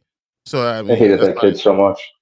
I didn't care about that, you know. So that's why I don't have the hate or the vitriol you guys have. I just don't. I don't have it. See, so I would say the best parts of that movie, I wouldn't consider The Rock. And to me, that what makes it a failure. You're the main star. You are the name title character. I thought my favorite thing. Yeah, my favorite thing about Black Adam was the Justice Society. Aldous Hodge and Pierce Brosnan were my two favorite things about it. And if you read up on the production history of that movie, they were originally going to be in Shazam 2, and The Rock vetoed it. He's like, no, I want them to be in my movie so I can fight them. It wasn't a bad movie at all, but it just kind of it was unfortunately just Dwayne Johnson's ego trip, which I hate to say. But it wasn't. I don't even actively dislike the movie. Like I said, it just could have been a lot more. They could have done a lot more with the anti-hero angle, and that sort of thing, and him doing questionable things if The Rock was willing to. But the same thing about a lot of different movies in it and DC Comics. Like I can say that same thing about a lot, and that's why I don't get into it. I just say okay. All right, because I don't think it's much different than anything else that was made. I mean, DC mostly suck. That's why I'm not gonna sit here argue I don't know. It's just maybe. DC was just shooting itself in the foot nonstop from the beginning. I think personally. So But that's the last I'll say. Then I'll shut up. All right, we get going. Have you guys tried his energy drink? The Rock has an energy drink? He has a lot of stuff. He has soap. He has a lot of stuff. He has soap. He has shaving cream. He has deodorant. They have it in Target. I passed it by. This is one thing smell like The Rock or something like that. I was like, what? Yeah. Yeah, they have or at least one of the last times I was at Target, they have a stand up, like a cardboard kind of display for it. I think I was sick that day and I had lost my sense of smell, so I don't really know what it smells like. Probably if it smelled like The Rock's sweat. I tried his tequila and it wasn't good. I never tried it. Like for the price, I can go to Costco and get the Costco brand and it tasted better, if not the same. But also a lot of tequilas are like that. A lot of famous people. I was like, that's what they do. Make tequilas. Yeah, that's what they all do. Like I'm a big Metallica fan. I bought their whiskey and it's not good whiskey. Yeah, I can't see that being very good. Yeah. So usually if a big name's on it, although Aviator gin is actually pretty good gin. I don't drink a lot of gin. I don't like but it was pretty good. I had a few. I never bought the bottle. I had drinks made with his gin, and I gotta say they were pretty good. It was pretty good, So yeah. Gin got me in trouble one night in college, and I'm never drinking gin again. So. Everyone's got a story with that. Mine was tequila. I stopped drinking tequila for a long time. I was like, I don't want to be like that again. I can drink tequila because I can have fun with tequila. Gin is awful. I think when gin is done when you mix it correctly with other stuff, it's like, I want to say it's not like hidden because you can taste it, but I think it mixes well with other things when it's mixed well. Because I had gin mixed, and I'm like, what the fuck is this? This is nasty. Like, you know, there's a gin bar in Chicago. That's all they do is just gin. Like, I don't need Bombay. I don't need none of that stuff. I'm good. I'll never drink again. I would never drink gin. Yeah, me either, man. Yeah, just nope. Yeah, I don't care. I don't need a gin and juice. I don't know gin and coffee. I don't need no gin and energy drinks. I don't need none of it. I'm good. Big Dwayne Energy. I'm good. Yeah, just from that name, I'm good. You ever seen all the billboards? No, I haven't. For his energy drink? Oh. Yeah, it's been all over. It's even on the expressways. Yeah. Get your own. Get your Big Dwayne Energy. It's like, all right, that's cringeworthy. And, yeah, and I'm the fan. I will stay sober before I drink gin. No, I won't do it. So I had some bad experiences. But all right, let's get out of here, man. It is super late. All right. Yeah. Also, our last couple topics just went completely off the rails. But that's all good. I could just cut up each one to like 4 different ones now. But cool. Yeah, let's get out of here. Before we do, I want to give another shout out to Travis Mitchell giving us a $4.99 super chat. Zach Attacks with a $20 super chat. Kenny Sparks becoming a member. Super appreciate you, Kenny, for that. And then Brandon Davis. Holy crap, man. The man of the hour, the man of the day. Hour. Yeah, seriously. $50 freaking super chat, man. Like, get out of here. That's crazy. Like I said, if you want to return that, man, I do. You should return that. I'm just telling you. But I mean, we appreciate the love and the support, man, from you always. So, you know, always appreciate. Yeah, definitely. And, you know, and being a member too. So definitely shout out for that big you know, super chat from you, man. Yeah, appreciate y'all. Nah, we appreciate you, man. Exactly. So much being here all the time. But yeah, dude. Thank you so much for that. And then all of our other members, shout out to all you guys. Mama Bear, Bigger Ford, Omar, Dre Max, Zach Attacks, Brand Davis, Road to Wisdom, Cleaves, and now Kenny Sparks is on that list. So appreciate that. But cool. Let's get out of here. Thank you guys. We will see you guys on Monday. Have a good weekend. Have a safe weekend. Go check out some movies. We will see you on Monday. You guys enjoy your weekend. More Funkos. Don't forget to like and subscribe. We're out here.